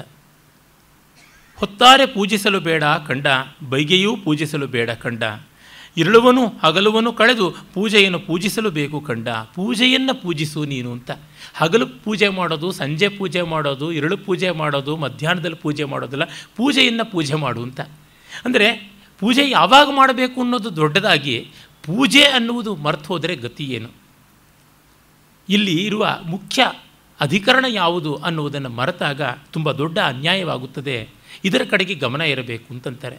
ಆ ಪ್ರೀತಿ, ಆ ದಾರ್ಢ್ಯ ಬಹಳ ಮುಖ್ಯವಾದದ್ದು. ಅದನ್ನು ಎಷ್ಟು ಚೆನ್ನಾಗಿ ಒತ್ತಿ ಹೇಳ್ತಾರೆ. ಇಂತಪ್ಪ ಪೂಜೆಯ ಪೂಜಿಸುವರ ಎನಗೆ ನೀ ತೋರಾ ಗುಹೇಶ್ವರ. ಪೂಜೆಯನ್ನು ಪೂಜೆ ಮಾಡ್ತಕ್ಕಂಥವ್ರನ್ನ ತೋರು ನನಗೆ ಅಂತ ಕೇಳುವಂಥದ್ದು. ಮತ್ತು ಹಾಗಂತ ಈ ಒಂದು ಅಂತರಂಗ ಬಹಿರಂಗದ ಶುದ್ಧೀಕರಣದ ಸಾಧನ ಸಾಮಗ್ರಿಯಾಗಿ ಇವುಗಳಿಗಿರುವ ಮಹತ್ವವನ್ನು ಅಲ್ಲಗೆಳೆಯೋಲ್ಲ. ಕಾಯಕ್ಕೆ ಮಜ್ಜನ, ಪ್ರಾಣಕ್ಕೆ ಓಗರ, ಇದ ಮಾಡಲೇಬೇಕು. ದೇಹ ಸ್ನಾನ ಇಲ್ಲದೆ ಕೊಳೆಯುತ್ತದೆ, ಆಹಾರ ಇಲ್ಲದೆ ಅಳಿಯುತ್ತದೆ. ಸುಳಿವ ಸುಳುಹುಳ್ಳನ್ನಕ್ಕ ಇದ ಮಾಡಲೇಬೇಕು. ನಾನು ಬದುಕಿರಬೇಕು ಅನ್ನುವ ಭಾವ ಇರುವವರೆಗೂ ಇದನ್ನು ಮಾಡಲೇಬೇಕು. ಗುಹೇಶ್ವರನೆಂಬ ಲಿಂಗಕ್ಕೆ ಆತ್ಮವುಳ್ಳನ್ನಕ್ಕ ಭಕ್ತಿಯ ಮಾಡಲೇಬೇಕು. ಆತ್ಮ ಪ್ರೀತಿ ಇರುವವರೆಗೆ, ಆತ್ಮಕಾಮ ಇರುವವರೆಗೆ ಗುಹೇಶ್ವರನ ಕಡೆಗೆ ತಿರುಗಬೇಕು ಅಂತ. ಅಂದರೆ ಮುಮುಕ್ಷುತ್ವ ಎಲ್ಲಿವರೆಗೆ ಇರುತ್ತದೆ ಅಲ್ಲಿವರೆಗೂ ತತ್ವಚಿಂತನೆ ಮಾಡಬೇಕು ಅನ್ನುವಂಥದ್ದು. ಹೇಗೆ ದೇಹಕ್ಕೆ ಸಲ್ಲಿಸಬೇಕಾದದ್ದಷ್ಟು ಸಲ್ಲಿಸಲೇಬೇಕು, ಜಿಜೀವಿಷೆ ಇರುವವರೆಗೆ, ಮುಮುಕ್ಷೆ ಇರುವವರೆಗೆ ತತ್ವಚಿಂತನೆ ಮಾಡಬೇಕು ಅಂತ. ಅಂದರೆ ಇವೆಲ್ಲವೂ ಕೂಡ ಅಪ್ಪಟ ವೇದಾಂತದ ಮನೋಹರವಾದ ದೃಷ್ಟಿಗಳಲ್ಲದೆ ಇನ್ಯಾವುದೂ ಅಲ್ಲ. ಅವರು ಹೇಳ್ತಾರೆ, ಅನ್ನವ ನಿಕ್ಕಿ ನನ್ನಿಯ ನುಡಿದು ಅರವಟ್ಟಿಗೆ ನಿಕ್ಕಿ ಕೆರೆಯ ಕಟ್ಟಿಸಿದಡೆ ಮರಣದಿಂದ ಮೇಲೆ ಸ್ವರ್ಗ ಉಂಟಲ್ಲದೆ ಶಿವನ ನಿಜವೂ ಸಾಧ್ಯವಾಗದು. ಗುಹೇಶ್ವರನ ನರಿಯದ ಶರಣಂಗೆ ಆವ ಫಲವೂ ಇಲ್ಲ. ಸತ್ಕರ್ಮಕ್ಕೆ ಫಲವೇ ಇಲ್ವಾ? ಪರಮಾರ್ಥದಲ್ಲಿ ಇಲ್ಲ. ಯಾಕೆಂದರೆ ನಾವು ಎಷ್ಟೋ ಬಾರಿ ನಾನು ಇಷ್ಟೆಲ್ಲ ಒಳ್ಳೇದು ಮಾಡಿದ್ದೀನಿ, ನನಗೆ ಯಾಕೆ ಕೆಟ್ಟದ್ದಾಯಿತು ಅಂತ ಕೇಳೋದುಂಟು. ಒಳ್ಳೆಯದರ ಡಿವಿಡೆಂಟು, ಪ್ರಾವಿಡೆಂಟ್ ಫಂಡು, ಗ್ರ್ಯಾಚುಡಿ, ಬಡ್ಡಿ ಈ ಥರದ್ದು ಯಾವುದೂ ಇಲ್ಲ. ನನ್ನ ತೀಟೆಗೆ ನಾನು ಮಾಡಿದೆ ಅಷ್ಟೇ. ತನ್ಮೂಲಕವೇ ಚಿತ್ತಶುದ್ಧಿ. ಹಾಗಲ್ಲದೆ ಇದ್ದರೆ ಚಿತ್ತಶುದ್ಧಿ ಅಲ್ಲ ಅಂತ. ಇದನ್ನು ನಾವೊಂದು ರಿಯಾಯಿತಿಯಾಗಿ, ಅದು ಒಂದು ರೀತಿಯಾದ ಸನ್ನದ್ಧಾಗಿ, ರಹದಾರಿಯಾಗಿ ತೆಗೆದುಕೊಳ್ಳೋದು ತಪ್ಪು. ಆ ಕಾರಣದಿಂದಲೇ ಅವರು ಹೇಳ್ತಾರೆ, ಇದು ಬಹಳ ಕಟುವಾಗಿ ತೋರುತ್ತದೆ, ಏನು ಒಳಿತಿಗೆ ಬೆಲೆಯೇ ಇಲ್ಲವಾ ಅಂತ. ಸಿದ್ದರಾಮನ ಜೊತೆಗೆ ಅದೊಂದು ಸಂದರ್ಭ ಬರ್ತದೆ. ನೆನ್ನೆ ನಾನು ಹೇಳಿದನಲ್ಲ, ಕಲ್ಲ ಮನೆಯ ಮಾಡಿ ಕಲ್ಲ ದೇವರ ಮಾಡಿ ಆ ಕಲ್ಲು ಮೇಲೆ ಕಡೆದಡೆ ದೇವರೆತ್ತ ಹೋದರೋ ಲಿಂಗ ಪ್ರತಿಷ್ಠೆಯ ಮಾಡಿದವಂಗೆ ನಾಯಕ ನರಕ ಗುಹೇಶ್ವರ ಅಂತಾರೆ.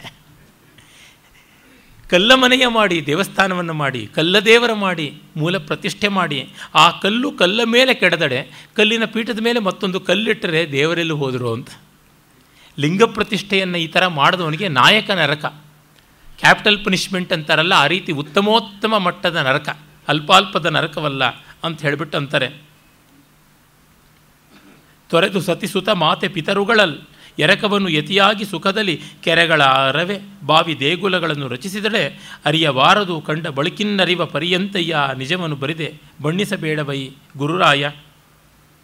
ತನುವೆಂಬ ಏರಿಗೆ ಮನವೆಂಬ ಕಟ್ಟೆಯ ಮಾಡಿ ಬಲಿದು ಷಡ್ವಿಧ ಭಕ್ತಿ ಎಂಬ ಸೋಪಾನದಿಂದ ಪರಮಾನಂದವೆಂಬ ಜಲವ ತುಂಬಿ ಕೆರೆಯ ಕಟ್ಟಬಲ್ಲವರಾರನೂ ಕಾಣೆ. ನಾ ಕಟ್ಟಿದ ಕೆರೆ ಸ್ಥಿರವಾಯಿತು ಗುಹೇಶ್ವರ ನಿಮ್ಮಾಣೆ. ಸಿದ್ದರಾಮನಿಗೆ ಹೇಳಿದ ಮಾತು. ಸುಮ್ಮನೆ ಕೆರೆ ಕಟ್ಟೋದು ಅಂತಲ್ಲ, ತನುವೆಂಬ ಏರಿಗೆ ಮನವೆಂಬ ಕಟ್ಟೆಯನ್ನು ಮಾಡಬೇಕು. ದೇಹವನ್ನು ಮನಸ್ಸಿನಿಂದ ನಿಯಂತ್ರಣ ಮಾಡಬೇಕು. ಮತ್ತು ಷಡ್ವಿಧವಾದ ಭಕ್ತಿ ಅನೇಕ ವಿಧ, ನವವಿಧ ಅಂತ ನಾವು ಕೇಳಿದ್ದೀವಿ.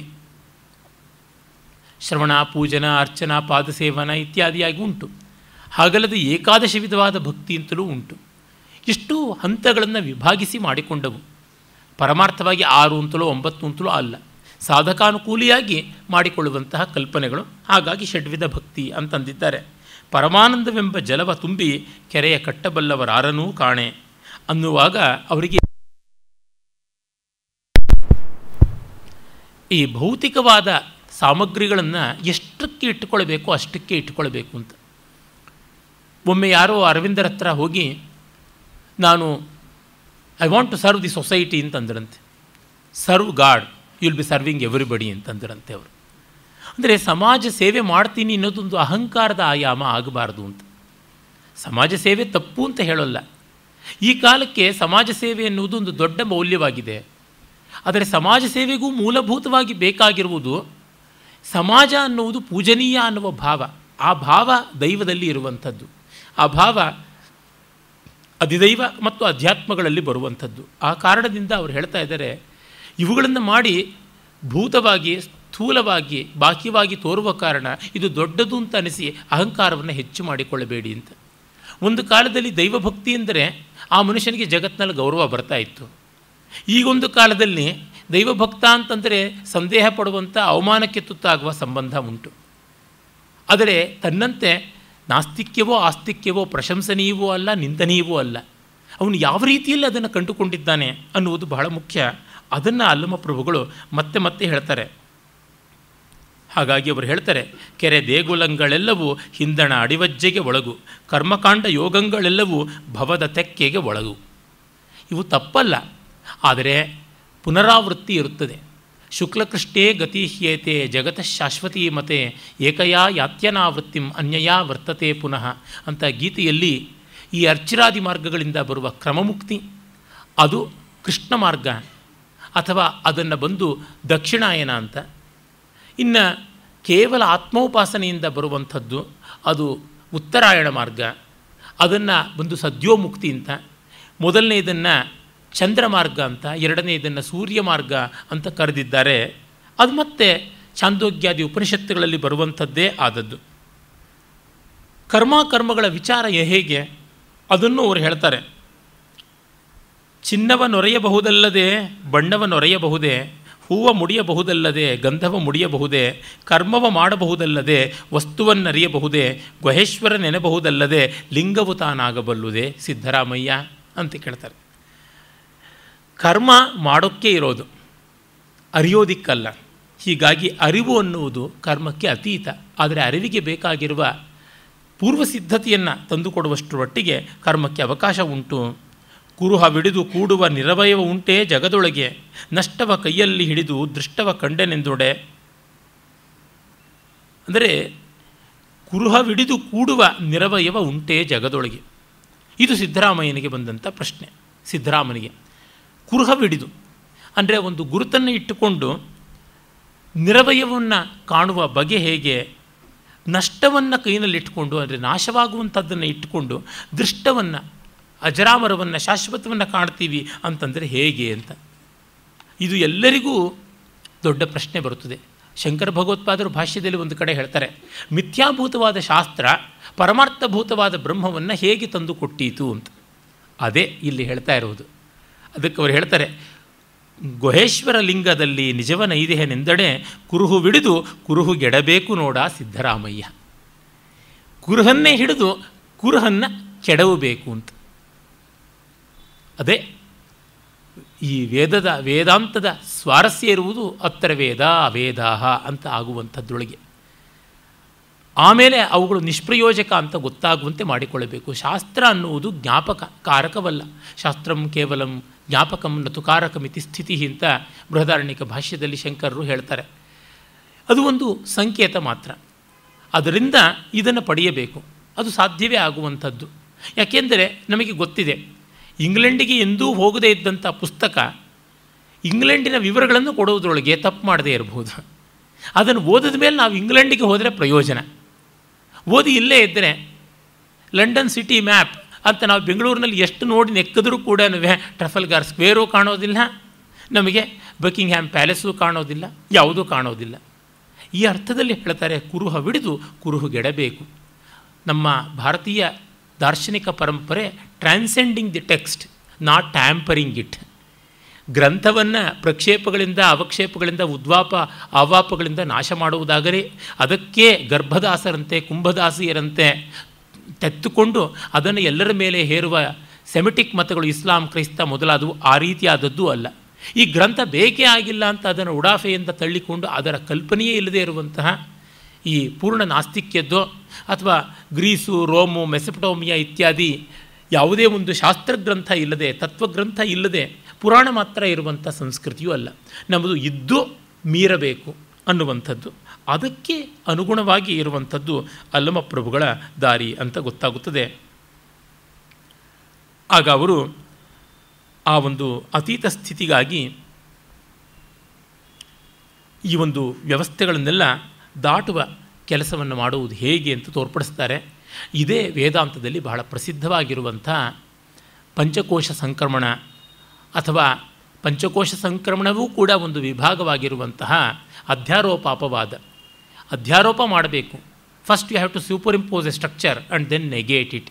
ಹೀಗೆ ಅಧ್ಯಾರೋಪಾಪವಾದಾಭ್ಯಾಂ ನಿಷ್ಪ್ರಪಂಚಂ ಪ್ರಪಂಚತೆ ಅನ್ನುವ ವೇದಾಂತದ ಮಹಾಕ್ರಮ ಯಾವುದುಂಟು, the universal logic of Vedanta, ಅದನ್ನು ಇವರು ತಂದು ತೋರಿಸಿಕೊಡ್ತಾ ಇದ್ದಾರೆ. ಬಹಳ ಸುಂದರವಾದಂಥ ಒಂದು ಕಲ್ಪನೆ ಇಲ್ಲಿದೆ.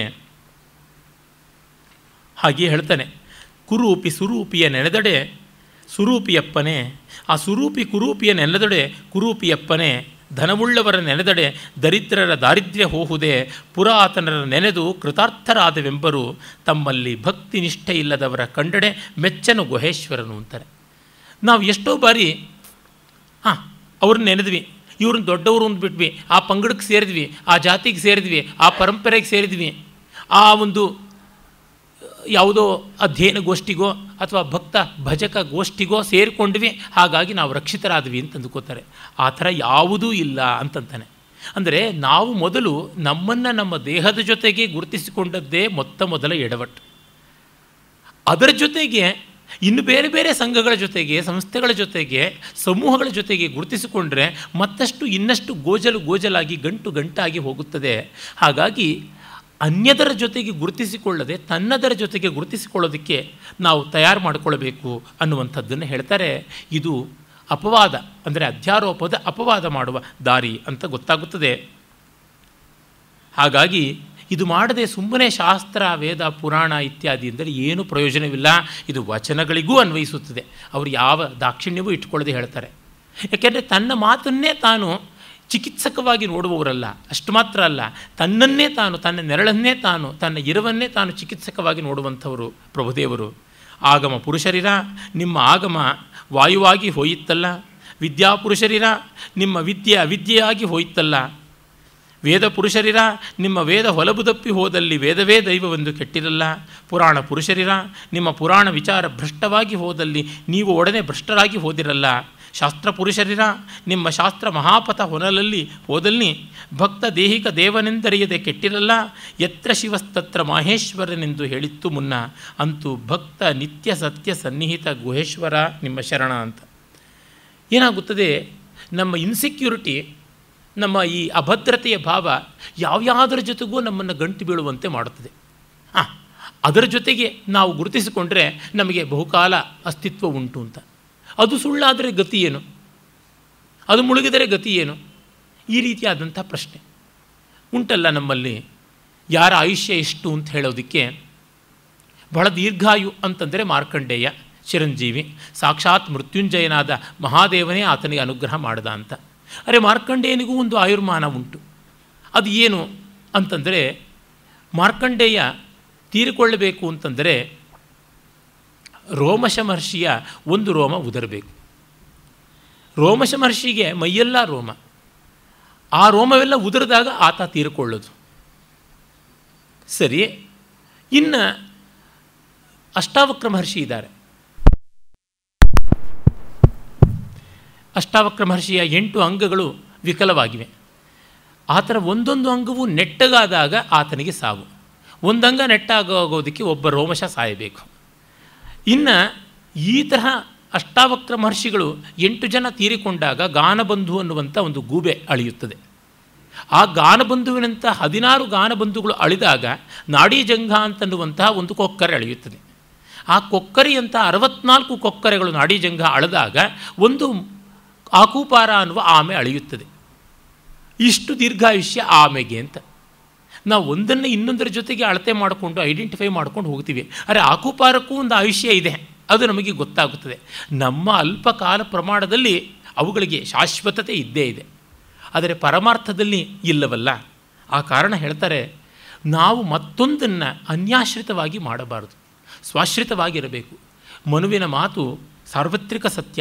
ಸರ್ವಂ ಪರವಶಂ ದುಃಖಂ ಸರ್ವಮಾತ್ಮವಶಂ ಸುಖಂ ಏತದ್ವಿದ್ಯಾತ್ ಸರ್ವಂ ಪರವಶಂ ದುಃಖಂ ಸರ್ವಮಾತ್ಮವಶಂ ಸುಖಂ ಏತದ್ವಿದ್ಯಾತ್ ಸಮಾಸೇನ ಲಕ್ಷಣಂ ಸುಖ ದುಃಖಯೋ. ಯಾವುದು ಪರಾಧೀನವೋ ಅದು ದುಃಖ, ಯಾವುದು ಸ್ವಾಧೀನವೋ ಅದು ಸುಖ ಅಂತ. ಅದರಿಂದ ನಾವು ಬೇರೆ ಬೇರೆ ಹೀರೋಗಳ ಮೇಲೆ ನಚ್ಚೋದಕ್ಕೆ ಹೋಗಬಾರ್ದು. ಶ್ರೀಶಾಂತನನ್ನು ಕ್ರಿಕೆಟ್ ಮ್ಯಾಚ್ನ ಹೀರೋ ಅಂತ ಅಂದುಕೊಂಡವರಿಗೆ ಎಷ್ಟು ಲಘುವಾದ ಹೃದಯಾಘಾತ ಆಗಿರುತ್ತದೆಯೋ ಈ ಕೆಲವು ದಿವಸಗಳಲ್ಲಿ. ಆ ರೀತಿಯಾಗಿ ನಾವು ಯಾರನ್ನೋ ದೊಡ್ಡವರು ಅಂತ ನೆಚ್ಚಿಕೊಂಡು ಬಿಡ್ತೀವಿ. ಹಾಗೆಂತ ಎಲ್ಲರನ್ನೂ ಗುಮಾನಿ ಪಡಬೇಕೇ? ಅದೂ ಅಲ್ಲ. ಎಷ್ಟು ತೋರಿಸಬೇಕೋ ಪ್ರೀತಿ ಅಷ್ಟು ತೋರಿಸಬೇಕು, ಆದರೆ ಮಾರಿ ಹೋಗಬಾರ್ದು. ಡಿ ವಿ ಜಿಯವರು ಕಗ್ಗದಲ್ಲಿ ಹೇಳ್ತಾರಲ್ಲ, ಹೃದಯ ಜಾರಿ ಹೋಗದೇ ಇದ್ದರೆ ಸೌಂದರ್ಯ ಇದ್ದಲ್ಲಿ ಕಣ್ಣು ನೋಡಿದರೆ ಏನೂ ತಪ್ಪಿಲ್ಲ ಅಂತ. ಆ ರೀತಿಯಲ್ಲಿ ಇರಬೇಕು. ಅದನ್ನು ಅವರು ಹೇಳ್ತಾ ಇದ್ದಾರೆ. ಬಾಹ್ಯವಾದ ಪ್ರಮಾಣಗಳು ಎಲ್ಲ ಕೂಡ ಅಪ್ರಮಾಣಗಳೇ ಆಗುತ್ತವೆ.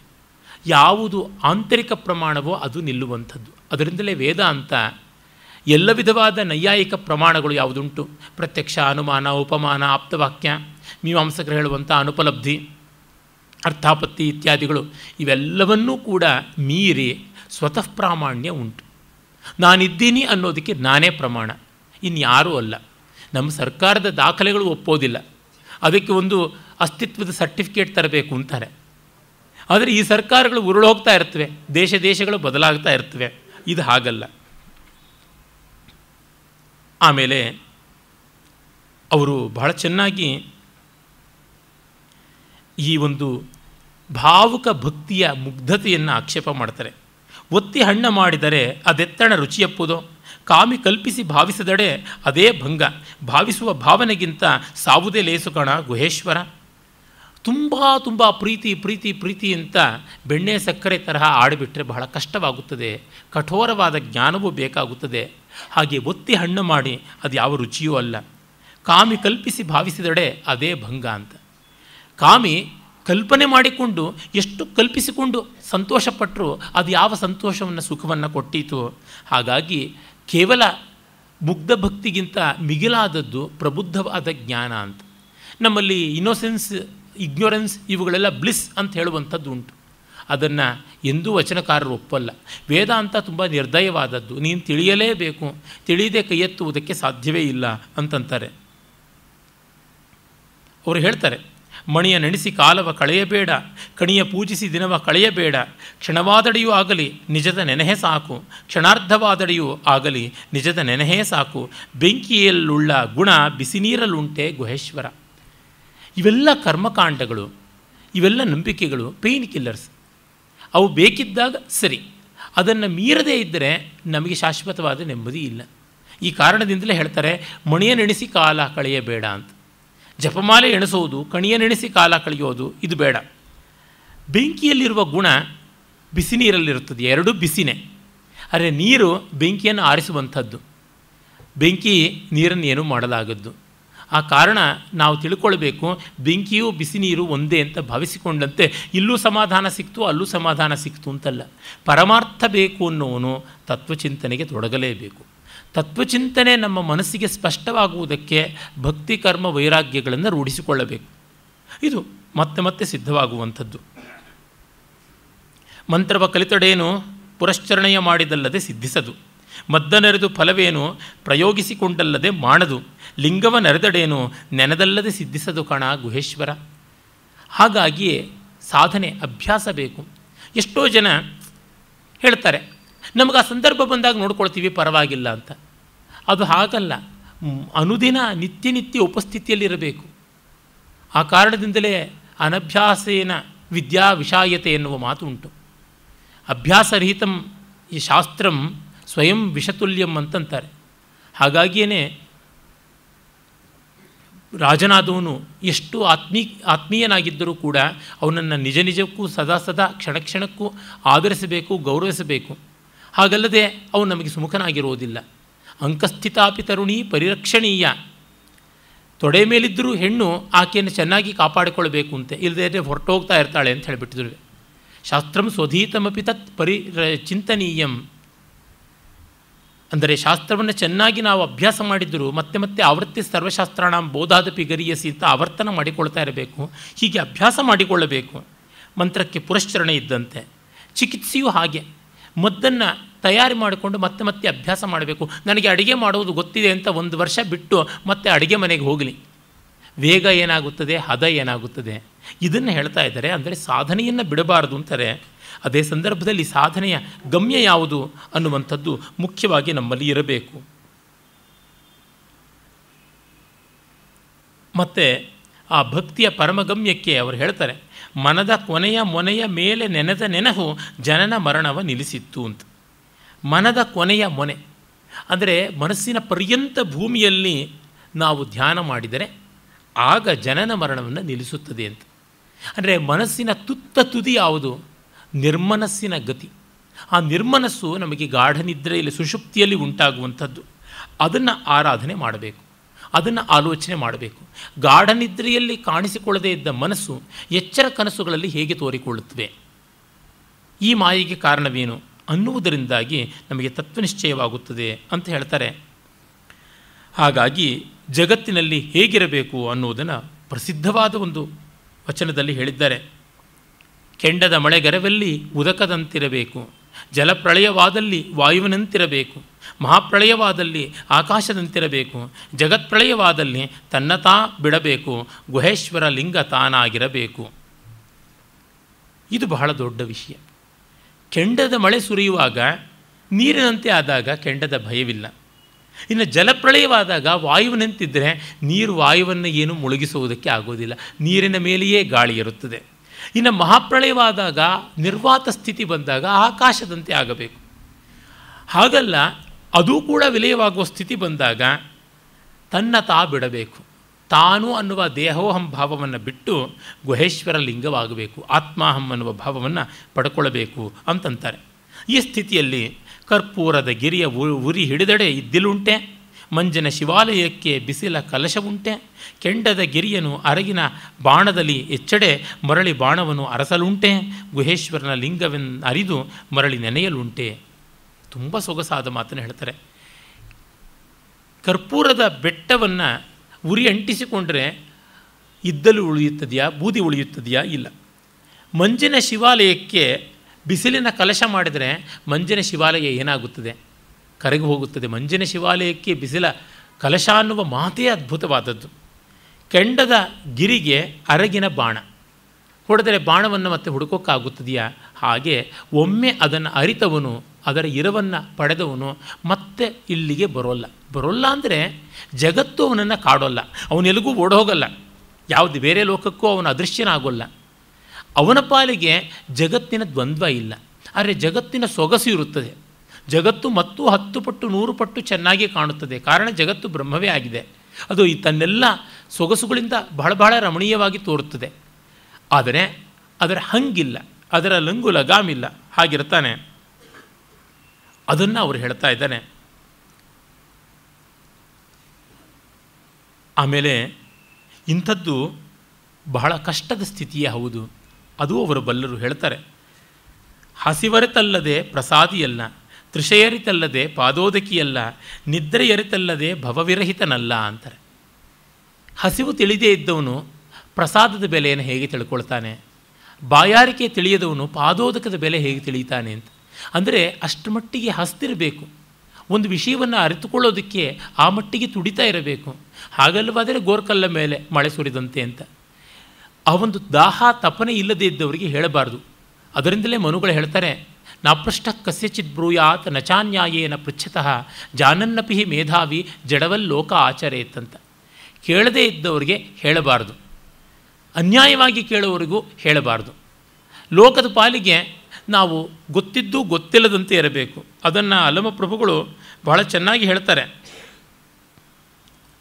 ತಾನು ತಿಳಿದು ತಿಳಿಯದ ಹಾಗಿರಬೇಕು ಅಂತ. ವಾಕ್ಯಂ ಪರಬ್ರಹ್ಮವ ನುಡಿವ ಕುತರ್ಕಿಗಳ ಎಡೆಯಲ್ಲಿ ಮಾಗಿಯ ಕೋಗಿಲೆಯಂತೆ ಮೂಗನಾಗಬೇಕು ಅಂತಾನೆ.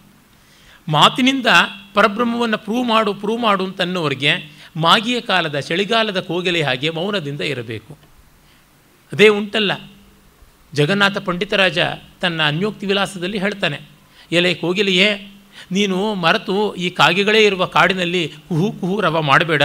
ನಿನ್ನ ಬಣ್ಣ ನೋಡಿ ತಮ್ಮ ಗುಂಪಿನದು ಅಂತ ಭಾವಿಸಿಕೊಂಡಿವೆ, ಮತ್ತು ನಿನ್ನ ಕುಕ್ಕಿ ಹಾಕಾವು, ನೀನು ದೂರ ಹೋದ ಮೇಲೆ ಏನಾದರೂ ಕುಕ್ಕೋ ಪರವಾಗಿಲ್ಲ ಅಂತ.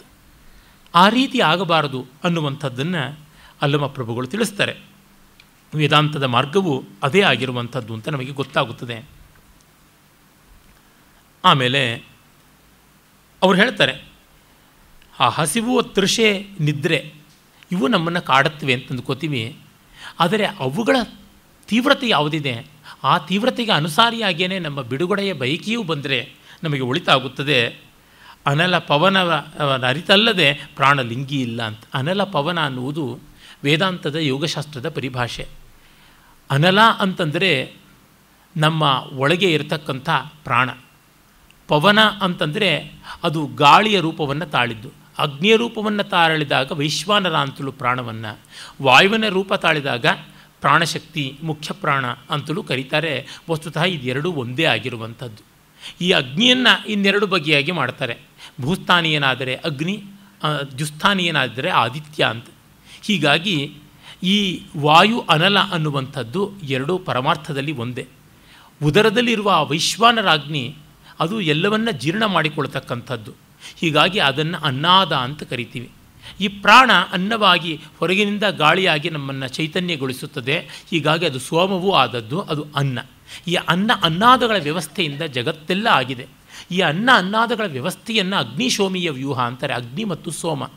ಹೀಗಾಗಿ ಇವುಗಳನ್ನು ಅರಿತಲ್ಲದೆ ಈ ಜಗತ್ತೆಲ್ಲವೂ ಕನ್ಸ್ಯೂಮರ್ ಆ್ಯಂಡ್ ಕನ್ಸ್ಯೂಮೇಟ್ ಅಂತ ಇಂಗ್ಲೀಷ್ನಲ್ಲಿ ಹೇಳ್ತಾರೆ, ಒಂದು ಇನ್ನೊಂದನ್ನು ಸ್ವೀಕರಿಸಿ ಬದುಕುವಂಥದ್ದಾಗಿದೆ ಅಂತ. ಇಡೀ ಜಗತ್ತೇ ಫುಡ್ ವೆಬ್ ಅಂತ ಬಯಾಲಜಿನಲ್ಲಿ ಏನು ಹೇಳ್ತಾರೆ, ಆ ರೀತಿ ಒಂದು ಮತ್ತೊಂದರ ಆಹಾರವಾಗಿ ಹೋಗುವಂಥದ್ದು ನಾವು ಕಂಡಿದ್ದೀವಲ್ಲ. ಎಷ್ಟೋ ಬಾರಿ ಮಕ್ಕಳ ಕಥೆಗಳಲ್ಲಿ ಕೂಡ ನಾವು ನೋಡ್ತೀವಲ್ಲ, ಆ ಮಗು ಯಾಕೆ ಅಳ್ತಾ ಇದೆ ಅಂದರೆ ಅದಕ್ಕೆ ಹಾಲು ಕೊಡಲಿಲ್ಲ. ಯಾಕೆ ಹಾಲು ಕೊಡಲಿಲ್ಲ ಅಂದರೆ ಹಸು ಹಾಲು ಕರೀಲಿಲ್ಲ. ಹಸು ಯಾಕೆ ಹಾಲು ಕರೀಲಿಲ್ಲ ಅಂದರೆ ಅದಕ್ಕೆ ಹುಲ್ಲು ಹಾಕಲಿಲ್ಲ. ಹುಲ್ಲು ಯಾಕೆ ಹಾಕಲಿಲ್ಲ ಅಂತಂದರೆ ತಿಮ್ಮ ಹುಲ್ಲು ಕಿತ್ಕೊಂಡು ಬರಲಿಲ್ಲ. ತಿಮ್ಮ ಯಾಕೆ ಹುಲ್ಲು ಕಿತ್ಕೊಂಡು ಬರಲಿಲ್ಲ ಅಂದರೆ ಅಮ್ಮ ಅವನಿಗೆ ರಾಗಿ ಮುದ್ದೆ ಮಾಡಿ ಹಾಕಲಿಲ್ಲ. ಈ ತರಹ ಒಂದಕ್ಕೆ ಇನ್ನೊಂದು ಕಾರಣ ಅಂತನ್ನುವಂಥದ್ದು ಉಂಟಲ್ಲ, ಆ ರೀತಿ ಅನ್ನಾದುಗಳ ವ್ಯವಸ್ಥೆಯಿಂದ ಆಗುವಂಥದ್ದು ಅಂತ. ಇದನ್ನು ನಾವು ಪಂಚಪ್ರಾಣಾಗ್ನಿಹೋತ್ರ ವಿದ್ಯಾ ಅಂತ ಉಪನಿಷತ್ತುಗಳಲ್ಲಿ ಕಾಣ್ತೀವಿ. ಛಾಂದೋಗ್ಯ, ಬೃಹದಾರಣಿಕ ಎರಡೂ ಉಪನಿಷತ್ತುಗಳಲ್ಲಿ ಈ ಒಂದು ಪಂಚಪ್ರಾಣಾಗ್ನಿಹೋತ್ರ ವಿದ್ಯೆಯ ಪ್ರಸ್ತಾವ ಬಹಳ ಚೆನ್ನಾಗಿ ಬಂದಿದೆ. ನಾನು ಆ ಉಪನಿಷತ್ತುಗಳನ್ನೇ ವಿಸ್ತರಿಸಿ ಹೇಳುವಾಗ ಅವುಗಳನ್ನು ವಿವರಿಸ್ತೀನಿ. ಹಲವು ಬಾರಿ ಇದೇ ವೇದಿಕೆಯಲ್ಲಿ ಬೇರೆ ಬೇರೆ ಸಂದರ್ಭಗಳಲ್ಲಿಯೂ ಅದನ್ನು ಸ್ಪರ್ಶನ ಮಾಡಿದ್ದೆ. ಮಳೆ ಆಗುವ ಮೋಡಗಳ ಒಂದು ಸಮೂಹ ರಚನೆಯಿಂದ ಮೊದಲುಗೊಂಡು ಜೀವದ ಜನನದವರೆಗೆ ಇರುವಂಥ ವ್ಯೂಹ. ಮಳೆ ಮೋಡ ನಿರ್ಮಾಣ, ಆ ಮೋಡ ಮಳೆಯಾಗಿ ಬರುವುದು, ಮಳೆಯಾದ ಮೇಲೆ ಭೂಮಿ ಬೆಳೆಯಾಗುವುದು, ಬೆಳೆ ಆಹಾರವಾಗುವುದು, ಆಹಾರ ಮನುಷ್ಯನಲ್ಲಿ ಸೇರೋದು, ಮನುಷ್ಯನಿಂದ ಸಂತಾನವಾಗೋದು, ಈ ರೀತಿಯಾದ ಒಂದು ಚಕ್ರ ಉಂಟು, ಭವಚಕ್ರ ಉಂಟು. ಇದು ಪಂಚಪ್ರಾಣಾಗ್ನಿಹೋತ್ರ ವಿದ್ಯೆ ಅಂತ. ಈ ರೀತಿಯಾಗಿ ಜಗತ್ತೆಲ್ಲ ನಡೀತಾ ಇದೆ ಅಂತ ಅಂದುಕೊಳ್ಳುವುದೇ ನಿಜವಾದ ಸಂಧ್ಯಾವಂದನೆ ಅಂತಲೂ ಹೇಳ್ತಾರೆ. ಸಂಧ್ಯಾವಂದನೆ ಅಂದರೆ ಇನ್ಯಾವುದೂ ಅಲ್ಲ, ಎರಡರ ಸಂಧಿ ಆಗ್ತಾ ಇದೆ. ಪ್ರಾಣಾಪಾನಗಳ ಸಂಧಿ ಆಗ್ತಾ ಇದೆ, ಅನ್ನಾದಗಳ ಸಂಧಿ ಆಗ್ತಾ ಇದೆ, ಅಗ್ನಿ ಸೋಮಗಳ ಸಮಾಗಮ ಆಗ್ತಾ ಇದೆ. ಅದು ಸರ್ವತ್ರ ಇದೆ ಅಂತನ್ನುವುದರ ಭಾವನೆ. ಇದು ವಿಶ್ವಾತ್ಮ ಭಾವನೆಗೆ ಮುಖ್ಯವಾದ ಬುನಾದಿ ಅಂತ ಕೂಡ ಗೊತ್ತಾಗುತ್ತದೆ. ಆಮೇಲೆ ಅವರೊಂದು ಕಡೆ ಹೇಳ್ತಾರೆ, ಸಮುದ್ರದೊಳಗೆ ನೊರೆ ತೆರೆಗಳು ನೆಗಳ್ದವೆಂದಡೆ ತಾಮ್ ಸಮುದ್ರದಿಂದ ಅನ್ಯವಪ್ಪವೇ. ಸಮುದ್ರದಲ್ಲಿ ಅಲೆ ಇದೆ, ತೆರೆ ಇದೆ, ತುಂತುರಿದೆ, ನೊರೆ ಇದೆ, ಬೊಬ್ಬುಳಿ ಇದೆ ಅಂತಂದರೆ ಅದು ಸಮುದ್ರಕ್ಕಿಂತ ಬೇರೆಯಾ? ಅಲ್ಲ. ಇವೆಲ್ಲವೂ ಪರಮಾರ್ಥತಃ ಸಮುದ್ರವೇ. ಬಹುಭೂತಿ ಹೇಳ್ತಾನಲ್ಲ, ಅಂಭೋ ಯಥಾ ಸಲಿಲಮೇವಹಿ ತತ್ ಸಮಸ್ತಂ ಅಂತ. ತೊರೆ, ನೊರೆ, ಸುಳಿ, ತುಂತುರು ಇವೆಲ್ಲ ಕೂಡ ಪರಮಾರ್ಥತಃ ಸಮುದ್ರವೇ. ಹಾಗೆ ಜಗತ್ತು ಬ್ರಹ್ಮಕ್ಕಿಂತ ಯಾವುದೇ ರೀತಿಯಲ್ಲಿ ಪರಮಾರ್ಥ ಭಿನ್ನವಾಗದೆ ಎಲ್ಲವೂ ಅಂತರ್ಬಹಿಶ್ಚ ಯತ್ಸರ್ವಂ ವ್ಯಾಪ್ಯ ನಾರಾಯಣ ಸ್ಥಿತಃ ಅಂತಾಗಿರುವಂಥದ್ದು. ನಿರ್ವಿಕಾರ, ನಿರಂಜನ, ನಿರ್ಗುಣ, ಪರಿಪೂರ್ಣ, ನಿರ್ವಿಕಲ್ಪ ಪರಬ್ರಹ್ಮ ಶಿವನಿಂದ ಜಗತ್ತು ಉದಯಿಸಿತ್ತು ಎಂದಡೆ ಶಿವನಿಂದ ಅನ್ಯವೆನ್ನಬಹುದೇ ಅಂತ. ಆ ಬ್ರಹ್ಮವಸ್ತುವಿನಿಂದಲೇ ಜಗತ್ತು ಬಂದದ್ದು ಅಂತಾದರೆ ಅದು ಜಗತ್ತು ಬ್ರಹ್ಮಕ್ಕಿಂತ ಭಿನ್ನವ? ಪರಮಾತ್ಮ ಜಗತ್ತಿಗೆ ಉಪಾದಾನ ನಿಮಿತ್ತ ಎರಡೂ ಆದವನು. He is the raw material and the instrumental cause. He is the primordial and instrumental cause ಅಂತ. ಉಪಾದಾನ ಮತ್ತು ನಿಮಿತ್ತ ಎರಡೂ ಕಾರಣ, ಅಭಿನ್ನೋಪಾದಾನ ನಿಮಿತ್ತ ಕಾರಣ ಅಂತ ಕರೀತಾರೆ. ಹಾಗಾಗಿ ಜಗತ್ತು ಪರಬ್ರಹ್ಮದಿಂದ ಬೇರೆ ಅಲ್ಲ. ಅರೆ, ಪರಬ್ರಹ್ಮ ವಸ್ತುವು ಜಗತ್ತಿಗಿಂತ ಬೇರೆಯೇ. ಇದು ಹೇಗ್ರಿ, ಅದು ಮಾತ್ರ ಸರಿ ಅಂತೀರಿ, ಇದು ಮಾತ್ರ ಸರಿ ಇಲ್ಲ ಅಂತೀರಾ ಅಂತಂದರೆ ಕಾರಣ ಇಷ್ಟೇ. ಅಸ್ತಿ ಭಾತಿ ಪ್ರಿಯಂ ನಾಮ ರೂಪಮಿತ್ಯಂಶ ಪಂಚಕಂ ಆದಿತ್ರಯಂ ಬ್ರಹ್ಮಣಸ್ತು ದ್ವಿತಯಂ ಜಗತ ಸ್ಮೃತಂ ಅಂತ ಯೋಗಶಿಖೋಪನಿಷತ್ತು ಹೇಳುತ್ತದೆ. ಅಸ್ತಿ ಭಾತಿ ಪ್ರಿಯಂ, ಸತ್ ಚಿತ್ ಆನಂದ. ಅಸ್ತಿ ಇದೆ, ಇರವು. ಭಾತಿ ಅರಿವು. ಪ್ರಿಯಂ ಅನ್ನೋದು ನಲವು. ಅರಿವು, ಇರವು, ನಲವು. ಇರವು, ಅರಿವು, ನಲವು. ಸತ್ ಚಿತ್ ಆನಂದ ಮತ್ತು ನಾಮ ರೂಪ, ಹೆಸರು ಮತ್ತು ಆಕಾರ. ಈ ಐದೇ ಇರುವಂಥದ್ದು. ಮೊದಲ ಮೂರು ಬ್ರಹ್ಮಸ್ವರೂಪವಾದರೆ ಇನ್ನು ಉಳಿದ ಎರಡೂ ಕೂಡ ಜಗತ್ಸ್ವರೂಪ. ಈ ನಾಮರೂಪಗಳು ಅಪರಿಪೂರ್ಣವಾದವು, ಇವು ಗೌಣವಾದವು, ಬದಲಾಗ್ತಾ ಇರುತ್ತವೆ.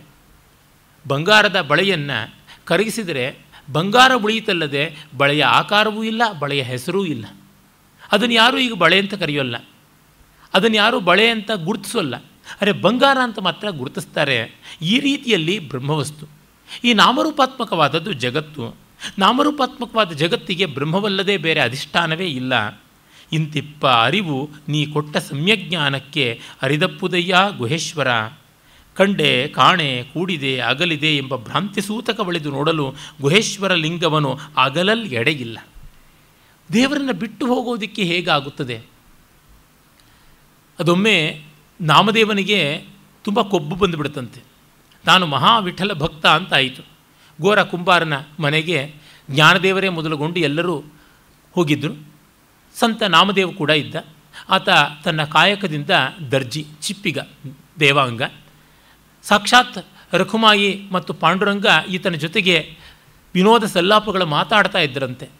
ಹಾಗಾಗಿ ಪಾಂಡುರಂಗನ ಸಂಭಾಷಣೆಗೆ, ಆಂತರಂಗಿಕಕ್ಕೆ ನಾನು ಒದಗುತ್ತೀನಿ ಅಂತನ್ನುವ ಹೆಮ್ಮೆ ಇತ್ತು. ಕುಂಬಾರನ ಮನೆಗೆ ಇವರೆಲ್ಲರೂ ಬಂದು ಸೇರಿದಾಗ ಜ್ಞಾನದೇವರು ಹೇಳಿದರು, ಅಪ್ಪ, ನೀನು ಹಸಿ ಮಡಕೆ ಯಾವುದು, ಒಣಗಿದ ಮಡಕೆ ಯಾವುದು ಅಂತ ತಟ್ಟಿ ತೋರಿಸೋದ್ರೊಳಗೆ ತೀರ್ಮಾನ. ದಯಮಾಡಿ ಹೇಳು, ಇಲ್ಲಿರುವ ನಮ್ಮಲ್ಲಿ ಹಸಿ ಮಡಕೆ ಯಾವುದು, ಬೆಂದ ಮಡಕೆ ಯಾವುದು, ಬೇಯದ ಮಡಕೆ ಯಾವುದು ಹೇಳು ಅಂತ. ಕುಂಬಾರ ಮಾಡುವಂತೆಯೇ ಆತ ಮಾಡಿದ. ಆ ಮಡಕೆಯನ್ನು ತಟ್ಟಿ ನೋಡ್ತಾರೆ. ಕಣಿ ಶಬ್ದ ಬಂದರೆ ಅದು ಬೆಂದಿದೆ, ಹಾಗಲ್ಲದೆ ಟಕ್ ಟಕ್ ಅಂತ ಒಡಕಲ ಶಬ್ದ ಬಂದರೆ ಬೆಂದಿಲ್ಲ ಅಂತ. ಎಲ್ಲರ ತಲೆ ಮೇಲೂ ಹೊಡೆತಾ ಬಂದಾಗ ಸಾಕ್ಷಾತ್ ಜ್ಞಾನದೇವನ ತಲೆ ಮೇಲೂ ಹೊಡೆದ. ಮಹಾಪ್ರಸಾದ ಅಂತ ಜ್ಞಾನದೇವರು ತಲೆ ತಗ್ಗಿಸಿ ಒಪ್ಪಿಸ್ಕೊಂಡ್ರು. ನಾಮದೇವರ ತಲೆ ಕೈ ಹಾಕ್ಕೊಟ್ಟು, ನಾನು ಪಾಂಡುರಂಗನ ಪರಮಭಕ್ತ ಅಂದರೆ, ಇದೋ ನೋಡಿ ಹಸಿ ಮಡಕೆ ಇಲ್ಲಿದೆ ಅಂತಂದರು. ಎಲ್ಲ ಸಾಧಕರು ನಕ್ಕರು. ಅವಮಾನವಾಯಿತು. ಗಳ ಅಳ್ತಾ ಪಾಂಡುರಂಗನ ಸನ್ನಿಧಿಗೆ ಹೋಗಿ ಕೇಳ್ದ, ಏನು ಮಾಡಿಬಿಟ್ಟು ನೀನು ಕಥೆ, ನನಗಿಂಥ ದೊಡ್ಡ ಅವಮಾನ ಆಯಿತು. ಜ್ಞಾನದೇವನ ಸಮಕ್ಷದಲ್ಲಿ ಗೋರ ಕುಂಬಾರ ಅವನು ಮಣ್ಣಿನಲ್ಲಿ ತುಳ್ಕೊಂಡಿರ್ತಾನೆ, ನಾನು ನಿನ್ನ ಜೊತೆ ಮಾತಾಡ್ತಾ ಇರ್ತೀನಿ, ನನಗಾ ಇಂಥ ಅವಮಾನ ಅಂತ. ಹೌದು, ತುಂಬ ತಪ್ಪು. ನಿನ್ನ ಬಗ್ಗೆ ನೀನು ಸರಿಯಾಗಿ ತಿಳ್ಕೊಳ್ಬೇಕು. ಅದು ನಿನಗೆ ಆಗಿರುವಂತೆ ಅವ್ರಿಗೆ ಆಗಿಲ್ಲ. ಇದು ಅಲ್ಲಿ ಹತ್ತಿರದಲ್ಲೇ ಒಂದು ಶಿವಾಲಯದಲ್ಲಿ ಒಬ್ಬ ಇದ್ದಾನೆ, ಸಿದ್ಧ, ಅವನು ನಿವೃತ್ತಿನಾಥ. ಅವನ ಹತ್ತಿರಕ್ಕೆ ಹೋಗಿ ನೀನು ಕೇಳು, ಅವನು ಏನು ಹೇಳ್ತಾನೆ ಅದು ಸರಿ ಅಂತ. ನೋಡಿದ್ರೆ ಅವನು ವೃದ್ಧ, ಶಿವಲಿಂಗದ ಮೇಲೆ ಕಾಲಿಟ್ಟು ನೆಲದ ಮೇಲೆ ಮೈಯಿಟ್ಟು ಮಲಗಿದ್ದಾನೆ. ಚಿಚಿ, ಮಹಾಪಾಪಿ, ಇವನನ್ನು ಪಾಂಡುರಂಗ ಹೇಳಿದ್ದು ಮಾತಾಡಿಸಬೇಕು ಅಂತಂತ ಬಂದು, ನಿನಗೇನು ಬುದ್ಧಿಗಿದ್ದಿ ಇದೆಯಾ, ಶಿವಲಿಂಗದ ಮೇಲೆ ಕಾಲಿಟ್ಟಿಯಲ್ಲ ಅಂತಂದರೆ, ಹೌದಪ್ಪ, ವಯಸ್ಸಾಗಿದೆ, ಗೊತ್ತಿಲ್ಲ, ಕಾಲು ಭಾರವಾಗ್ತಾ ಇತ್ತು, ಎತ್ತರಕ್ಕಿಡಬೇಕು ಅಂತ ವೈದ್ಯರು ಹೇಳಿದ್ರು, ಏನೋ ಕಲ್ಲು ಅಂತ ಭಾವಿಸ್ಕೊಂಡಿಟ್ಟೆ, ಅಲ್ಲಾಡಿಸುವ ಶಕ್ತಿಯೂ ಇಲ್ಲ, ಮತ್ತೊಂದು ಕಡೆಗೆ ಕಾಲನ್ನು ನೀನೇ ಜರುಗಿಸು ಅಂತ. ಎಲ್ಲಿ ಜರುಗಿಸಿದ್ರೆ ಅಲ್ಲಿ ಶಿವಲಿಂಗ. ಆಗ ಅವನಿಗೆ ಅರಿವಾಯಿತು, ನಾನು ಈ ಅಹಂಕಾರವನ್ನು ಇಟ್ಟುಕೊಂಡೆ, ಈಶ್ವರನಿಲ್ಲದ ಜಗತ್ತು ಎಲ್ಲಿದೆ, ಬ್ರಹ್ಮವಿಲ್ಲದ್ದು ಯಾವುದು, ಹಾಗಾಗಿ ಈ ಅರಿವಿಲ್ಲದ ನಾನೇ ಬ್ರಹ್ಮವಿಲ್ಲದ ಜಾಗ ಅಂತ ತನ್ನ ತಲೆ ಮೇಲೆ ಆ ಕಾಲಿಟ್ಟುಕೊಂಡ. ಆಗ ತನ್ನ ತಲೆಯೇ ಶಿವಲಿಂಗವಾದದ್ದು ಗೊತ್ತಾಯಿತು, ಅರಿವು ಬಂದಿದೆ ಅಂತ ಆಯಿತು. ಪಾಂಡುರಂಗನ ಹತ್ರಕ್ಕೆ ಬಂದು, ಸ್ವಾಮಿ ಬುದ್ಧಿ ಬಂತು ಅಂತ. ಪಾಂಡುರಂಗನ ತಲೆಯ ಮೇಲೂ ಒಂದು ಶಿವಲಿಂಗ ಇದೆ ಅಂತಾರೆ. ಭಜೆ ಪಾಂಡುರಂಗಂ ಪರಬ್ರಹ್ಮಲಿಂಗಂ ಅಂತ ಪಾಂಡುರಂಗ ಅಷ್ಟಕ ಉಂಟು. ಪಾಂಡುರಂಗ ಸಕಲ ದೇವತಾ ಸಮನ್ವಯ. ರಾಮಚಂದ್ರ ಚಿಂತಾಮಣಿ ಢೇರೆ ಅಂತ ಮಹಾವಿದ್ವಾಂಸರು ಪುಣೆಯವರಿದ್ದಾರೆ. ಅವರು ವಿಠಲ ಒಂದು ಮಹಾ ಸಮನ್ವಯ ಅಂತ ಒಂದು ಮಹಾಗ್ರಂಥ ಬರೆದಿದ್ದಾರೆ. ಅವರು ಆ ಥರದ ಅನೇಕ ಗ್ರಂಥಗಳನ್ನು ಬರೆದಿದ್ದಾರೆ. ಆಸಕ್ತರೆಲ್ಲ ಓದಲೇಬೇಕು. ಅಲ್ಲಿ ಗೊತ್ತಾಗುತ್ತದೆ ನಮಗೆ ಎಷ್ಟೆಷ್ಟು ತತ್ವಗಳ ಮಹಾ ಸಮನ್ವಯವಾಗಿ ಪಾಂಡುರಂಗ ಮೂರ್ತಿ ಇರುವಂಥದ್ದು ಅಂತ. ಭಾರತೀಯ ಸಂಸ್ಕೃತಿಯ ವಿಶಿಷ್ಟತೆಯೇ ಅಲ್ಲಿ ಕಾಣಿಸುತ್ತದೆ. ಇರಲಿ, ಈ ರೀತಿ ಅವರು ಹೇಳ್ತಾರೆ, ಶಿವನಿಂದ ಅನ್ಯವೆನ್ನಬಹುದೇ, ಗುಹೇಶ್ವರ ಲಿಂಗವನ್ನು ಅಗಲಲು ಎಡೆಯಿಲ್ಲ. ಅದನ್ನು ಬಿಡೋಕ್ಕಾಗೋಲ್ಲ. ನಾವು ಬೇರೆದನ್ನು ಬಿಡಬಹುದು ಅಂತ ಅಂದ್ಕೋತೀವಿ, ಇದನ್ನು ಮಾತ್ರ ಬಿಡೋಕ್ಕಾಗೋಲ್ಲ. ಅದಿಲ್ಲದ ಜಾಗವೇ ಇಲ್ಲವಲ್ಲ.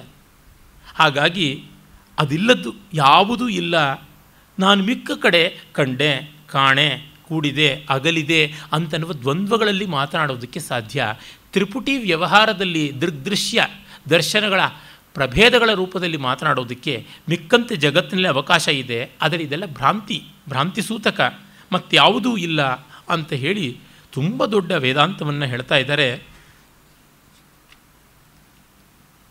ಆಮೇಲೆ ಅವರು ತಮ್ಮ ವಚನಗಳಲ್ಲಿ ಅನೇಕ ಕಡೆ ಆಗಮ ಗ್ರಂಥಗಳಿಂದ, ವೇದಾಂತ ಗ್ರಂಥಗಳಿಂದ ಪುಂಖಾನುಪುಂಖವಾಗಿ ಉದಾಹರಣೆಯನ್ನು ಮಾಡ್ತಾರೆ.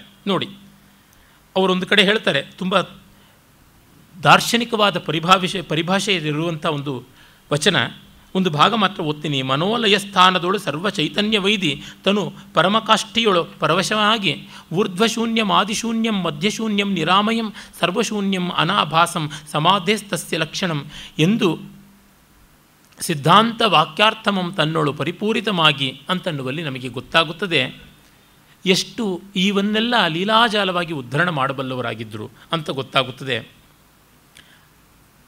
ಹಾಗೆ ತತ್ವದ, ತಂತ್ರದ, ತಂತ್ರಾಗಮಗಳ ಎಷ್ಟೋ ವಿಷಯಗಳನ್ನು ಪ್ರಭುದೇವರು ಹೇಳ್ತಾರೆ. ಇವನ್ನೆಲ್ಲ ಹೇಳೋದು ಆಯಾ ಅಧಿಕಾರಿಗಳಿಗಾಗಿ.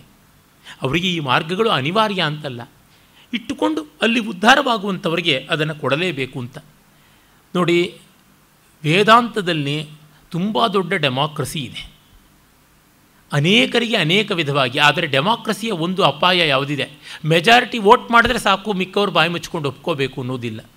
ಈ ಹೊತ್ತು ನಮ್ಮಲ್ಲಿ ಒಬ್ಬ ಚುನಾವಣೆಯಲ್ಲಿ ಗೆದ್ದಿದ್ದಾನೆ ಅಂದರೆ ಅವನು ಎಷ್ಟು ಪರ್ಸೆಂಟೇಜ್ ವೋಟನ್ನು ತೆಗೆದುಕೊಳ್ಬೇಕು ಅನ್ನೋದು ಕೊಟ್ಟಿಲ್ಲ.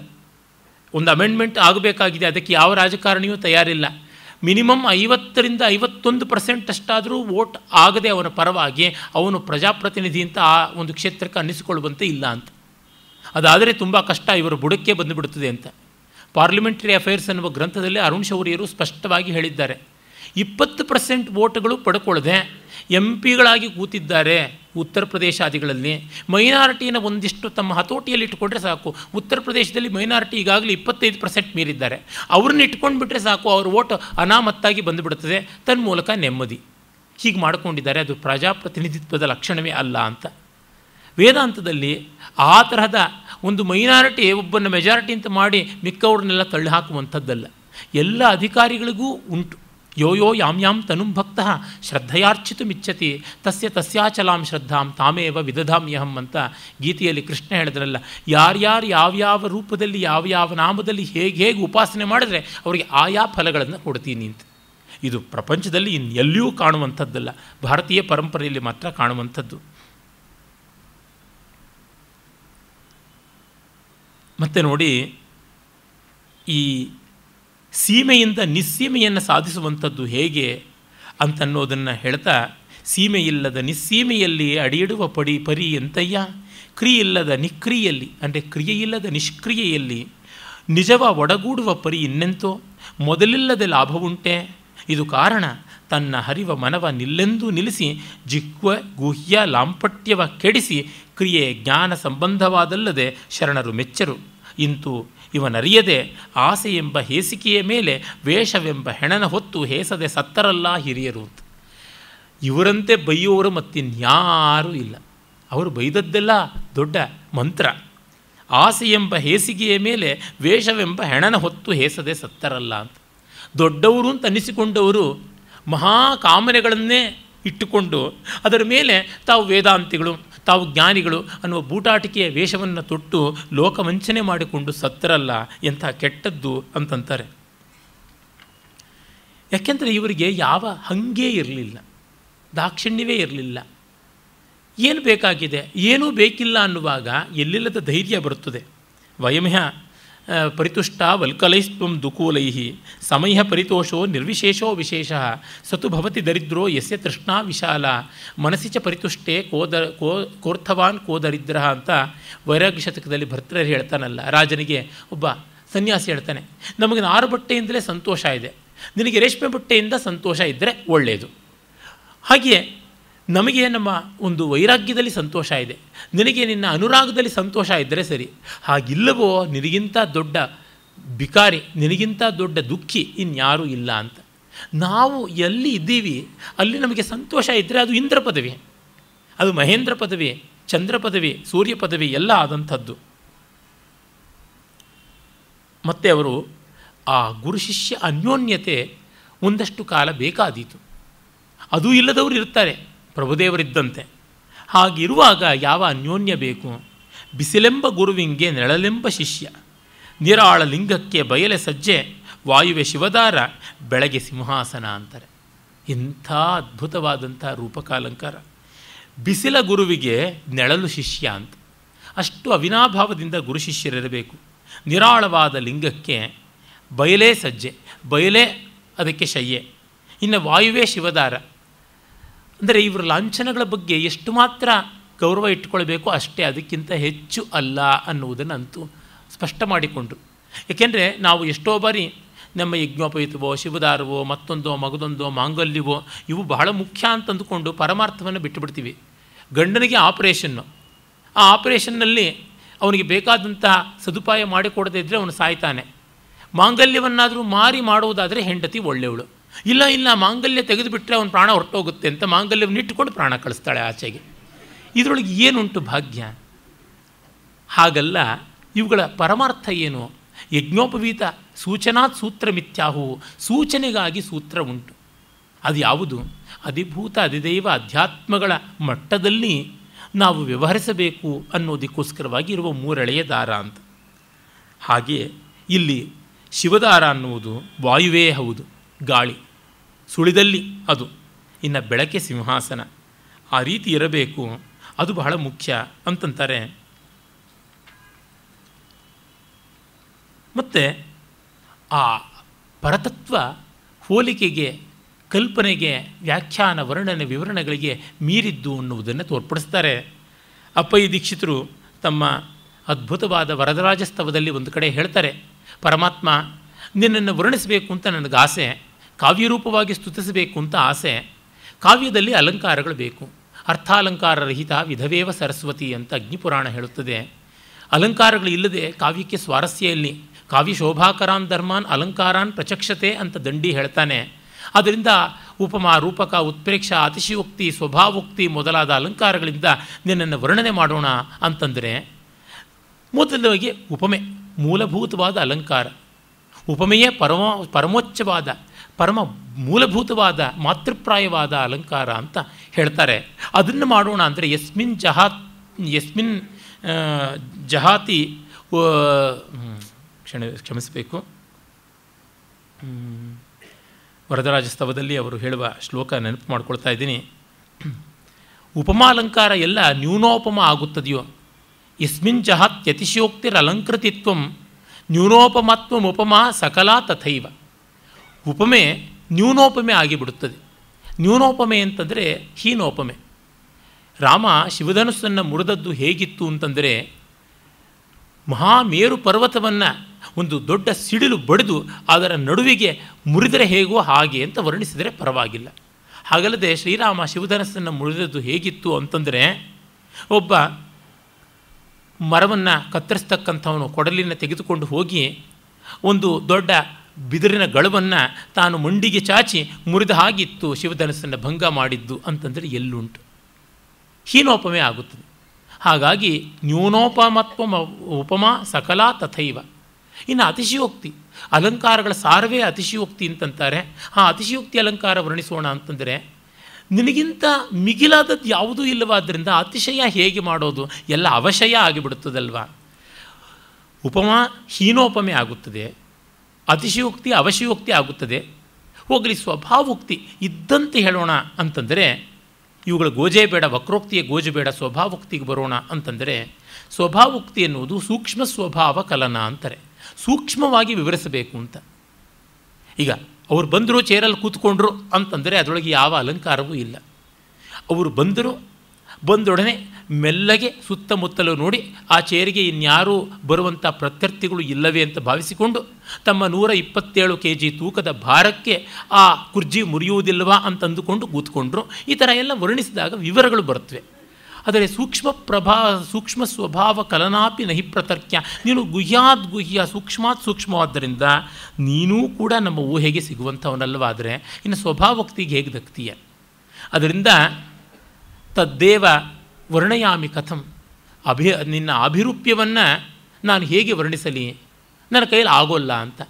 ಇಲ್ಲಿ ಆಗೋಲ್ಲ ಅಂತ ಹೇಳುವ ಮೂಲಕವೇ ಒಂದು ಅದ್ಭುತವಾದ ಕಾವ್ಯವನ್ನು ಹೇಳಿದ್ದಾರೆ. ಇದು ಬಹಳ ಮುಖ್ಯ. ಆ ರೀತಿಯಲ್ಲಿ ನಮ್ಮ ಅಲ್ಲಮ ಪ್ರಭುಗಳು ಹೇಳ್ತಾರೆ. ಅಂದರೆ ನೋಡಿ, ನಾನು ಈ 4-5 ದಿವಸಗಳಿಂದ ಮಾಡ್ತಾ ಇರುವುದು ಒಂದೇ ಪ್ರಧಾನವಾದ ಕೆಲಸ. ವಚನಕಾರರು ಭಾರತೀಯ ದಾರ್ಶನಿಕ ಭೂಮಿಕೆಯ ಅನೂಚಾನವಾದ ಸಂಪ್ರದಾಯಕ್ಕೆ ಅನುಗುಣವಾಗಿ ಮಾಡಿದವರು. ಅವರು ಈ ಪರಂಪರೆಯನ್ನು ಧಿಕ್ಕರಿಸಿದವರಲ್ಲ. ತತ್ಕಾಲದ ಸಮಾಜದ ಅಷ್ಟಿಷ್ಟು ಓರೆಕೋರೆಗಳಾಗಿ ಬಂದದ್ದನ್ನು ಅಲ್ಲಿಂದಲ್ಲಿಗೇನೆ ಟ್ರಿಮ್ ಮಾಡಿದವರೇ ಹೊರತುನುವೆ ಮೂಲಚ್ಛೇದ ಪಾಂಡಿತ್ಯದವರು ಅಲ್ಲ ಅಂತ ಅವರ ಮಾತುಗಳಿಂದಲೇ ಹೇಳ್ತಾ ಇದ್ದೀನಿ. ಅದಕ್ಕೆ ಸಂವಾದಿಯನ್ನು ಎಲ್ಲ ಮತಗಳಿಂದ, ಎಲ್ಲ ದರ್ಶನಗಳಿಂದ ಕೊಡ್ತಾ ಇದ್ದೀನಿ. ಉಪಮೆ ಉಪಮಿಸಲರಿಯದೆ ಉಪಮಾತೀತವೆನ್ನುತ್ತಿತ್ತು. ಅರಿವು ಅರಿವಿನ ಮರೆಯಲ್ಲಿದ್ದುದು ಅರಿಯಲರಿಯದೆ ಪರಾಪರವೆಂದು ನುಡಿಯುತ್ತಲಿತ್ತು. ಧ್ಯಾನಿಸಲರಿಯದೆ ಧ್ಯಾನ ರೂಪಾತೀತನೆಂದು ತದ್ಧ್ಯಾನಗೊಂಡಿತ್ತು ಅಂತಂತಾರೆ. ಉಪಮೆ ಉಪಮಾನ ಕೊಡೋಕ್ಕಾಗದೆ ಉಪಮಾತೀತ ಅಂತಂದುಬಿಡ್ತು. ಅರಿವಿನ ಮರೆ ಇದು ಪರಾಪರ, ಯಸ್ಮಿನ್ ದೃಷ್ಟೇ ಪರಾಪರೆ ಅಂತೆಲ್ಲ ವೇದ ಹೇಳುತ್ತದಲ್ಲ, ಆ ರೀತಿಯಾಗಿ ಹೇಳ್ತಾ ಇದೆ. ಧ್ಯಾನ ಮಾಡೋಕ್ಕೆ ಆಗದೆ ಧ್ಯಾನ ರೂಪಾತೀತ, ವಚೋಗೋಚರಾತೀತ ಈ ರೀತಿಯಾಗಿ ಹೇಳ್ತಾ ಇತ್ತು ಅಂತನ್ನುವಂಥ ಮಾತುಗಳನ್ನು ಹೇಳುವ ಮೂಲಕ ಮತ್ತೆ ವೇದಾಂತದಲ್ಲಿ ಉಪನಿಷತ್ತಲ್ಲಿ ಬರುವ ಮಾತುಗಳನ್ನೇ ಹೇಳ್ತಾ ಇದ್ದಾರೆ. ಒಂದು ಕಡೆ ಅದನ್ನೇ ತಿಳಿಸ್ತಾರೆ. ಬಯಲ ಸಮಾಧಿಯಲ್ಲಿ ಸಿಲುಕಿತ್ತು ನೋಡ, ದರ್ಶನದಿಂದ ಅಮೃತಾಹಾರವಾಯಿತು, ಬೆರೆಸಿದೆಡೆ ಇನ್ನೆಂತೋ ಗುಹೇಶ್ವರ. ಆಮೇಲೆ ನಾವು ಅವರ ಅತ್ಯಂತ ಸುಂದರವಾದ ಕಾವ್ಯಮಯವಾದ ಕೆಲವು ಉಕ್ತಿಗಳನ್ನು ನೋಡಬಹುದು. ವಚನಕಾರರ ಪೈಕಿ ಮಹಾಕಾವ್ಯವನ್ನು ವಚನಗಳಲ್ಲಿ ಬಿಂಬಿಸಿರತಕ್ಕಂಥವರು ಪ್ರಭುದೇವರೇ. ದೇವಲೋಕದವರ ತೃಣವೆಂಬೆ, ಮರ್ತ್ಯಲೋಕದವರ ಕ್ಷಣವೆಂಬೆ, ಅಹಂಕಾರವೆಂಬ ಶೃಂಗಾರವ ಮಾಣೆ, ಆನಲ್ಲದೆ ಅನ್ಯವ ಅಲ್ಲೆಂಬೆ, ಗುಹೇಶ್ವರನೆಂಬವನು ತಾನೇ ತಾನಾದ ಅಂತ. ದೇವಲೋಕದವರು ನನ್ನ ಪಾಲಿಗೆ ಕಸ. ಯಾಕೆಂದರೆ ದೇವಲೋಕದಲ್ಲಿ ಯಾವ ರೀತಿಯ ಸ್ವಾತಂತ್ರ್ಯ ಇದ್ದರೂ ಪರಾಧೀನ. ಅಂದರೆ ನೋಡಿ, ಅವರಿಗೆ ಹಸಿವಿಲ್ಲ, ಬಾಯಾರಿಕೆ ಇಲ್ಲ. ಮತ್ತು ಉಡುವುದಕ್ಕೆ ಉಣ್ಣುವುದಕ್ಕೆ ಅಂತ ಅಂದರೆ ಕಲ್ಪವೃಕ್ಷ, ಕಾಮಧೇನು, ಚಿಂತಾಮಣಿ ಇವೆಲ್ಲ ಇವೆ. ಹೀಗಿದ್ದಾಗ ನಾವು ಯಾರಿಗೆ ಸೇವಕರಾಗಿರಬೇಕು, ಯಾರ ಪ್ರಜೆಗಳು ಅಂತ ಅನಿಸ್ಕೊಳ್ಬೇಕು? ಬೇಕಿಲ್ಲ. ದಾಸರು ಹೇಳ್ತಾರಲ್ಲ, ಎಲ್ಲರೂ ಮಾಡುವುದು ಹೊಟ್ಟೆಗಾಗಿ, ಗೇಣು ಬಟ್ಟೆಗಾಗಿ. ದೇವಲೋಕದಲ್ಲಿ ಅದರ ಚಿಂತೆಯೇ ಇಲ್ಲ. ಹಸಿವು ಬಾಯಾರಿಕೆ ಇಲ್ಲದೆ ಇದ್ಮೇಲೆ ಯಾಕೆ ದುಡಿಯಬೇಕು? ದುಡಿಯುವುದೇ ಇಲ್ಲ ಅಂದಮೇಲೆ ಸ್ವಾಮಿ ಸೇವಕ ಸಂಬಂಧ ಯಾಕೆ? ಆದರೂ ಇಂದ್ರ ಅನ್ನೋ ಒಬ್ಬನು ಅವನ ರಾಜನಂತೆ, ಅವನ ಕೈ ಕೆಳಗೆ ಇವರೆಲ್ಲ ಇರಬೇಕಂತೆ. ಇದು ಎಂಥ ವಿಕಾರ! ನೀಲಕಂಠ ದೀಕ್ಷಿತ ಹೇಳ್ತಾನಲ್ಲ, ತನ್ನ ಬಹಳ ಸುಂದರವಾದಂಥ ಚಂಪು ಕಾವ್ಯ ನೀಲಕಂಠ ವಿಜಯ ಚಂಪುವಿನಲ್ಲಿ ಹೇಳ್ತಾನಲ್ಲ, ಅಲ್ಲಿ ಕರ್ಮೈಕ ಲಭ್ಯೇ ಪದೇ ಪ್ಯಾಯಸ್ಯಂತಿ ವೃಥೈವ ಸೇವಕ ಇತಿ ಸ್ವಾಮಿ ಇತಿ ದುರ್ಮೇಧಸಃ ಅಂತ. ಹುಟ್ಟುಕೊಳ್ಳೋದಕ್ಕೆ, ಉಣ್ಣೋದಕ್ಕೆ ಎಲ್ಲಕ್ಕೂ ಅಲ್ಲಿ ವ್ಯವಸ್ಥೆ ಇದೆ. ಅದು ಇಲ್ಲದೆಯೂ ಬದುಕುವುದಕ್ಕೆ ಇರುವಂಥದ್ದು ದೇವತೆಗಳ ಸ್ವರೂಪ. ಹಾಗಿದ್ದರೂ ಕೂಡ ಏನಾನ್ಯಾನ್ ಉಪಜೀವ್ಯ ಸರ್ವವಿಭವೇ ಕರ್ಮೈಕ ಲಭ್ಯೇ ಪದೇ ಪ್ಯಾಯಸ್ಯಂತಿ. ತಮ್ಮ ಕರ್ಮ ಪುಣ್ಯ ಫಲದಿಂದಲೇ ಪಡ್ಕೊಂಡಿರುವ ಸ್ವರ್ಗ ಆಗಿರುವಾಗ ಯಾರ ಹಂಗೂ ಇಲ್ಲದೆ ಇದ್ದಾಗ ಅಲ್ಲಿ ಯಾಕೆ ಪ್ರಜೆಗಳು ಪ್ರಭುಗಳು ಅನ್ನುವ ತಾರತಮ್ಯ ಮಾಡಿಕೊಂಡಿದ್ದಾರೆ ಅಂತ. ಹಾಗಾಗಿ ದೇವತೆಗಳು ಕಸದಂತೆ ತೃಣ. ಇನ್ನು ಮರ್ತ್ಯಲೋಕದವರ ಕ್ಷಣವೆಂಬೆ. ಇವರು ಅಲ್ಪಾಯುಗಳು, ಮಾನವರು ತೀರ ಅಲ್ಪಾಯುಗಳು. ಹಿಂದೊಮ್ಮೆ ಹೇಳಿದ್ದೆ ಅಲ್ವೇ, ಬ್ರಹ್ಮಶೌಚಕ್ಕೆ ಹೊರಟ ಅಂತ ಒಂದು ಜಾನಪದ ಕಥೆ ಉಂಟು. ತಂಬಿಗೆ ತಗೊಂಡು ಹೊರಟಾಗ ಏನೋ ಸುದ್ದಿ ಅಂತಂದರೆ ಅವನು ಪ್ರತಿಹಾರಿ ರಾವಣ ಹುಟ್ಟಿದನಂತೆ ಅಂತಂದ. ವಾಪಸ್ ಬರ್ತಾ ಇದ್ದಾನೆ, ಏನಪ್ಪ ಸುದ್ದಿ ಅಂದರೆ ರಾವಣ ಸತ್ತ ಅಂತ. ಅಯ್ಯೋ ಅಲ್ಪಾಯು ಬಿಡು ಅಂತಂದನಂತೆ ಬ್ರಹ್ಮ. ದಶರಥ 60,000 ವರ್ಷ ಬದುಕಿದ್ದು ಅಂತ ರಾಮಾಯಣ ಹೇಳುತ್ತದೆ. ದಶರಥನ ಒಂದು 30-40 ತಲೆಮಾರುಗಳ ಹಿಂದೆ ಇದ್ದವನು ಅನರಣ್ಯ ರಾವಣನ ಕೈನಲ್ಲಿ ಸಾಯ್ತಾ, ನನ್ನ ವಂಶದವನೊಬ್ಬ ಮಹಾವಿಷ್ಣುವಿನ ಅಂಶವಾಗಿ ಹುಟ್ಟಿ ನಿನ್ನನ್ನು ಸಾಯಿಸ್ತಾನೆ ಅಂತ ಶಾಪ ಕೊಟ್ಟ ಅಂತ. ಅಂದರೆ ಎಷ್ಟು ಕಾಲ ರಾವಣ ಬದುಕಿತ್ತು. ಇಂಥ ರಾವಣನ ಬ್ರಹ್ಮ ಅಲ್ಪಾಯು ಅಂತಂದ ಅಂದರೆ ಮಾನವ ಜೀವನಾವಧಿ ಯಾವ ಮಾತ್ರದ್ದು ಅಂತ. ಒಂದು ನೊಣದ, ಒಂದು ಸೊಳ್ಳೆಯ ಬದುಕು 40 ದಿವಸ ಅಂತಾರೆ. ಅದರ ಮುಂದೆ ನಾವು ಚಿರಾಯುಗಳು. ಒಂದು ಆಮೆ 500ರಿಂದ 700 ವರ್ಷ ಬದುಕುತ್ತದೆ ಅಂತಂದರೆ ನಾವು ಅಲ್ಪಾಯುಗಳು. ಈ ಸಾಪೇಕ್ಷತೆಯ ಕಾರಣ ಹೇಳ್ತಾ ಇದ್ದಾನೆ. ಹಾಗಾಗಿ ಅಹಂಕಾರವೆಂಬ ಶೃಂಗಾರವ ಮಾಣೆ. ನನಗೆ ಅಹಂಕಾರ ಅನ್ನುವ ಮೇಕಪ್ ಬೇಡ. ಆ ಲಿಪ್ಸ್ಟಿಕ್ಕು, ಆ ಹೇರ್ ಡೈ, ಆ ಕಣ್ಣು ಕಿವಿಗಳಿಗೆಲ್ಲ ಮಾಡುವಂತಹ ಬಣ್ಣ ಸುಣ್ಣಗಳು ನನಗೆ ಬೇಡ. ಅದಿಲ್ಲದೆ ನಾನು ಇರ್ತೀನಿ, ನಾನು ನಿರಾಲಂಕೃತನಾಗಿ ಇರ್ತೀನಿ ಅಂತ ಹೇಳ್ತಾನೆ. ಇನ್ನೊಂದು ಕಡೆ ನೋಡಿ, ಹೇಗೆ ಶರಣ ಮತ್ತು ಶರಣ್ಯನ ಸಂಬಂಧ, ಭಕ್ತ ಭಗವಂತರ ಸಂಬಂಧ ಶಿಲೆಯೊಳಗಣ ಪಾವಕನಂತೆ, ಒಳಗಣ ಪ್ರತಿಬಿಂಬದಂತೆ, ಬೀಜದೊಳಗಣ ವೃಕ್ಷದಂತೆ, ಶಬ್ದದೊಳಗಣ ನಿಶಬ್ದದಂತೆ ಗುಹೇಶ್ವರ ನಿಮ್ಮ ಶರಣ ಸಂಬಂಧ ಅಂತ. ಒಂದಕ್ಕಿಂತ ಒಂದು ಮೇಲಕ್ಕೆ ಹೋಗುವ ಉಪಮೆಗಳು. ಶಂಕರರ ಶಿವಾನಂದ ಲಹರಿಯಲ್ಲಿ ಒಂದು ಮನೋಹರವಾದ ಪದ್ಯ ಬರುತ್ತದೆ. ಅಂಕೋಲಂ ನಿಜಬೀಜ ಸಂತತಿ ರಯಸ್ಕಾಂತೋಪಲಂ ಸೂಚಿಕ ಸಾಧ್ವೀ ನೈಜ ವಿಭುಂ ಲತಾಕ್ಷಿತಿರುಹಂ ಸಿಂಧು ಸರಿದ್ವಲ್ಲಭಂ ಪ್ರಾಪ್ನೋತೀಹ ಯಥಾ ತಥಾ ಪಶುಪತೆ ಪಾದಾರ ವಿಂದದ್ವಯಂ ಚೇತೋವೃತ್ತಿರುಪೇತ್ಯತಿಷ್ಠತಿ ಸದಾ ಸಾ ಭಕ್ತಿರಿತ್ಯುಚ್ಯತೆ ಅಂತ. ಭಕ್ತಿ ಎಂದರೆ ಯಾವುದು?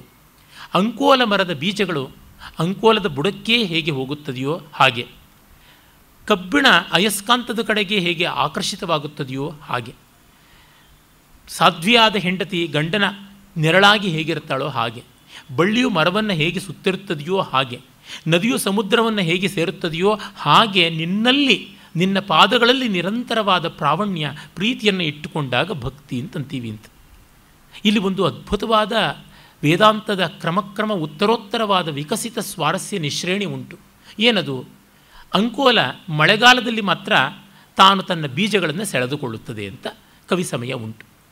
ಅಂದರೆ ಒಂದು ಕಾಲದಲ್ಲಿ ಮಾತ್ರ ನಮ್ಮ ದೇವಭಕ್ತಿ, ಯಾವಾಗಲೋ ಬೆಳಗ್ನೊತ್ತು ಸಾಯಂಕಾಲದೊತ್ತು ದೇವರ ಪೂಜೆ ಎನ್ನುವಾಗ ಮಾತ್ರ, ಅಥವಾ ಸಂಕಟ ಬಂದಾಗ ವೆಂಕಟರಮಣ. ಇನ್ನು ಕಬ್ಬಿಣ ಅಯಸ್ಕಾಂತಗಳದ್ದು ಹೇಗೆ? ಒಂದು ದೇಶದಲ್ಲಿ ಕಬ್ಬಿಣದ ಒಂದು ಆಕರ್ಷಣೆ, ಅಯಸ್ಕಾಂತ ಕಬ್ಬಿಣಗಳ ಆಕರ್ಷಣೆ, ಕಬ್ಬಿಣವನ್ನು ಅಯಸ್ಕಾಂತ ಸೆಳೆಯೋದು ಯಾವಾಗ? ತನ್ನ ಕಾಂತೀಯ ವಲಯಕ್ಕೆ, ಮ್ಯಾಗ್ನೆಟಿಕ್ ಫೀಲ್ಡ್ ಒಳಗಿದ್ದಾಗ, ಅದರ ಆಚೆ ಇದ್ದಾಗ ಅಲ್ಲ. ಹೀಗಾಗಿ ದೇಶಬಾಧಿತ. ಮೊದಲನೇದು ಕಾಲಬಾಧಿತವಾದರೆ ಭಕ್ತಿ, ಎರಡನೇದು ದೇಶಬಾಧಿತ, ಮೂರನೇದು ನಿಮಿತ್ತ ಬಾಧಿತ. ಮದುವೆ ಅನ್ನುವ ನಿಮಿತ್ತದಿಂದ ಗಂಡ ಹೆಂಡತಿ ಸೇರಿದ್ರು. ಎಲ್ಲೋ ಇದ್ದವನು ಸೇರಿಕೊಂಡು ಅಂತೂ ಇಂತೂ ಒಬ್ಬರಾಗಿ ಅಂತ, ಒಬ್ಬರು ಇಬ್ಬರಾಗಿ ಅಂತ ನರಸಿಂಹಸ್ವಾಮಿಗಳು ಹೇಳ್ತಾರಲ್ಲ, ಆ ರೀತಿಯಾಗಿ ಆಗುತ್ತದೆ. ನಿಮಿತ್ತ ಇಲ್ಲದಿದ್ದರೆ ಆಗೋಲ್ಲ, ಅಂದರೆ ಸವ್ಯಾಜ. ಇನ್ನು ಬಳ್ಳಿ ಮರಕ್ಕೆ ಸುತ್ತುಕೊಳ್ಳುತ್ತದೆ, ಆದರೆ ಮರಕ್ಕೆ ಸೇರಿಕೊಂಡು ಹೋಗೋಲ್ಲ, ಬಳ್ಳಿಯನ್ನು ಬಿಡಿಸಿಕೊಂಡು ಬಿಡಬಹುದು. ಆದರೆ ಸಿಂಧು ಸರಿದ್ವಲ್ಲಭಂ ಯಥಾ ನದ್ಯಸ್ಯಂದಮಾನಾ ಸಮುದ್ರಂ ಪ್ರವಿಶಂತಿ ನಾಮರೂಪೇ ವಿಹಾಯ ಅಂತ ವೇದ ಹೇಳುತ್ತದೆ. ನದಿಗಳು ಹೇಗೆ ಸಮುದ್ರಕ್ಕೆ ಹೋಗುತ್ತವೆಯೋ ಅಲ್ಲಿ ಮತ್ತೆ ಗಂಗೆ, ತುಂಗೆ, ಕಾವೇರಿ ಇತ್ಯಾದಿಗಳಿಲ್ಲ. ಹಾಗೆ ಹೆಸರು ಹೇಳೋಕ್ಕೆ ಹೋದರೂ ಒಂದೇ ನೀರು ಅದು. ಈ ಸಿಹಿ ನೀರು, ಆ ಉಪ್ಪು ನೀರು ಎಲ್ಲ ಒಂದೇ ನೀರಾಗಿರುತ್ತದೆ. ಈ ರೀತಿ ತನ್ನದೆಂಬ ಪ್ರತ್ಯೇಕತೆಯನ್ನು ಬಿಟ್ಟು ನಾಮರೂಪಗಳ ಉಪಾಧಿಯನ್ನು ಕಳೆದುಕೊಂಡು ಅಲ್ಲಿ ತಾದಾತ್ಮ್ಯ ಹೊಂದುವಂಥದ್ದು ಇದೆಯಲ್ಲ, ತನ್ನನ್ನು ಇಲ್ಲವಾಗಿಸಿಕೊಂಡು ಭಗವಂತನನ್ನು ಎಲ್ಲವಾಗಿಸಿಕೊಳ್ಳುವಂಥದ್ದು ಭಕ್ತಿ ಅಂತ. ಹೀಗೆ ಒಂದು ಉತ್ತರೋತ್ತರ ಉತ್ಕರ್ಷದ ಒಂದು ಸೋಪಾನ ಕ್ರಮವನ್ನು ಅಲ್ಲಿ ಕೊಟ್ಟಂತೆ ಇಲ್ಲಿ ಈ ಹೋಲಿಕೆಗಳಲ್ಲಿ ಕೊಡ್ತಾ ಇದ್ದಾರೆ ನೋಡಿ. ಅಂದರೆ 7ನೇ ಶತಮಾನದ ಶಂಕರರು, 12ನೇ ಶತಮಾನದ ಅಲ್ಲಮ ಹೇಳ್ತಾ ಇರುವಂಥದ್ದು ಒಂದೇ. ಶಿಲೆಯೊಳಗಣ ಪಾವಕನಂತೆ, ಬೆಂಕಿ ಕಲ್ಲೊಳಗಡೆ ಇದೆ, ಘರ್ಷಣೆ ಮಾಡಿದರೆ ಬರುತ್ತದೆ. ಅಂದರೆ ಬೆಂಕಿ ಇದೆ, ಅದನ್ನು ಹೊರಗೆ ತೆಗೆಯೋದಕ್ಕೆ ಹೊಡೆಯಬೇಕು, ತೆಗೆಯಬೇಕು. ಆದರೆ ಉದಕದೊಳಗಣ ಪ್ರತಿಬಿಂಬದಂತೆ ಬೇಕಿಲ್ಲ, ನೋಡ್ತಾನೆ ಗೊತ್ತಾಗುತ್ತೆ. ನೀರಲ್ಲಿ ಪ್ರತಿಬಿಂಬಕ್ಕೆ ಹೊಡೆಯೋದು ಬಡಿಯೋದು ಮಾಡಬೇಕಾಗಿಲ್ಲ, ತನ್ನಂತೆ ಗೊತ್ತಾಗುತ್ತದೆ. ಅಂದರೆ ಮೊದಲು ಸಂಘರ್ಷ ಮಾಡಬೇಕು, ಅಲ್ಲಿಯವರೆಗೂ ಅಸ್ತಿತ್ವ ಗೊತ್ತಾಗೋಲ್ಲ. ಇಲ್ಲಿ ಇಣಿಕೆ ನೋಡಿದರೆ ಸಾಕು ಗೊತ್ತಾಗುತ್ತದೆ. ಆದರೆ ಬೀಜದೊಳಗಣ ವೃಕ್ಷ ಬೆಳೆಯುತ್ತದೆ. ನಾನು ಭಗವಂತನ ಒಳಗೆ ನಾನು ಇಲ್ಲವಾಗಿಸಿಕೊಂಡು ನಾನೇ ಮತ್ತೆ ಎಲ್ಲವೂ ಆಗುತ್ತೀನಿ. ಬೀಜದೊಳಗಿನ ವೃಕ್ಷ ಸ್ವಯಂಭುವಾಗಿ ಬೆಳೆಯುತ್ತದೆ, ಆದರೆ ನೀರಲ್ಲಿನ ಪ್ರತಿಬಿಂಬ ಬೆಳೆಯೋದಿಲ್ಲ, ಇದ್ದಂತೆ ಇರುತ್ತದೆ. ಇನ್ನು ಕಲ್ಲೆಸೆದರೆ ಅಳೆಯುತ್ತದೆ ಅಷ್ಟೆ. ಹೀಗಾಗಿ ಭಕ್ತ ಪರಿಪಾಕಗೊಂಡಂತೆ ಬೆಳೀತಾನೆ ಭಗವಂತನೊಳಗೆ ಅಂತ. ಇನ್ನು ಶಬ್ದದೊಳಗಣ ನಿಶಬ್ದದಂತೆ, ಅದು ನಮ್ಮ ಅನುಭವಕ್ಕೆ ಎಟಕದೇ ಇರತಕ್ಕಂಥ ಅನೂಹ್ಯವಾದಂಥದ್ದು. ಶಬ್ದಕ್ಕೆ ಇತಿಕರಣ ಉಂಟು, ನಿಶ್ಶಬ್ದಕ್ಕೆ ಇತಿಕರಣ ಇಲ್ಲ. ನೋಡಿ, ಅವ್ರು ನನ್ನನ್ನು ಹೀಗೆಲ್ಲ ಬೈದರು ಅಂತ ಎಲ್ಲ ಹೇಳಬಹುದು. ಅವ್ರು ಏನು ಹೇಳಲಿಲ್ಲ ಅಂದರೆ ಅವ್ರು ಏನು ಹೇಳಬೇಕಿತ್ತು, ಏನನ್ನು ಅಂದುಕೊಂಡಿರ್ಬೋದು, ನಮ್ಮ ಊಹೆಗೆ ಬಿಟ್ಬಿಡುತ್ತೆ. ಭಾಸನ ಪ್ರತಿಮಾ ನಾಟಕದಲ್ಲಿ ಒಂದು ಕಡೆ ಬರುತ್ತದೆ, ಸೂರ್ಯೈವ ಗತೋ ರಾಮ, ರಾಮ ಸೂರ್ಯನಂತೆ ಹೊರಟೋದ, ಛಾಯೇವಾನುಗತ ಸತಿ, ಸೀತೆ ನೆರಳಿನಂತೆ ಅವಳು ಹೊರಟೋಗ್ಬಿಟ್ಳು. ಲಕ್ಷ್ಮಣೋ ದಿವಸ ಇವ, ಲಕ್ಷ್ಮಣ ಹಾಗಲ್ಲ ಹಾಗೆ ಮಾಯ ಆಗಿಬಿಟ್ಟ, ಯಾರೂ ಇಲ್ಲ, ಕತ್ತಲೆ ಉಳಿದು ಬಿಡ್ತು. ಅದನ್ನು ದಶರಥನಿಗೆ ಸುಮಂತ ಹೇಳ್ತಾ ಇದ್ದಾನೆ. ಅವ್ರು ಏನಾದರೂ ಹೇಳಿದ್ರೆ ಆ ಕಾಡಿಗೆ ಹೋಗುವಾಗ ಏನೂ ಹೇಳಲಿಲ್ಲ, ತುಟಿಯ ಆಡ್ತು ಮತ್ತೇನೂ ಹೇಳಲಿಲ್ಲ ಅಂತಂತಾನೆ. ದಶರಥ ಯಾವ್ಯಾವ ರೀತಿ ಅರ್ಥ ಮಾಡಿಕೊಂಡಿರ್ಬೋದು. ಅಯ್ಯೋ ಈ ಪಾಪಿ ನಮ್ಮನ್ನು ಕಾಡುಗಟ್ಟದ, ಅದಕ್ಕೆ ನಾವು ಯಾಕೆ ಮಾತಾಡಬೇಕು ಅಂತ ಅಂದ್ಕೊಂಡಿರ್ಬೋದು. ಅಯ್ಯೋ ಪಾಪ ಎಷ್ಟು ದುಃಖ ಆಯಿತು, ಏನು ಮಾತಾಡೋಕ್ಕೂ ಆಗದಷ್ಟು ದುಃಖ, ಅದಕ್ಕೆ ಸುಮ್ಮನೆ ಆದರೂ ಏನೋ, ಇನ್ನು ಎಷ್ಟಾಡಿ ಏನು ಪ್ರಯೋಜನ, ಬೇಡ ಬಿಡಿ, ಇನ್ನಷ್ಟು ಏನೋ ಆಡಿ ಮತ್ತು ಅದಕ್ಕೆ ಇನ್ನೇನೋ ಅಪವ್ಯಾಖ್ಯಾನ ಬರುವುದು ಅಂತ ಒಂದು 1000 ಅರ್ಥಗಳಿಗೆ ಮೌನ ಅವಕಾಶ ಕೊಡುತ್ತದೆ. ಈ ಅನಂತತೆ ಪರಮಾತ್ಮನೊಳಗೆ ಭಕ್ತ ಸೇರಿದಾಗ ಅನಂತನಾಗ್ತಾನೆ, ಅನಂತನಿಗೆ ಸೇರಿ ಅನಂತ ಆಗ್ತಾನೆ ಅನ್ನುವಂತೆ ಒಂದೊಂದು ಹೋಲಿಕೆಯಲ್ಲಿ ಒಂದೊಂದು ಪ್ರಪಂಚವನ್ನು ನಿರ್ಮಾಣ ಮಾಡಿಕೊಡಬಲ್ಲರು ಪ್ರಭುದೇವರು. ಆಮೇಲೆ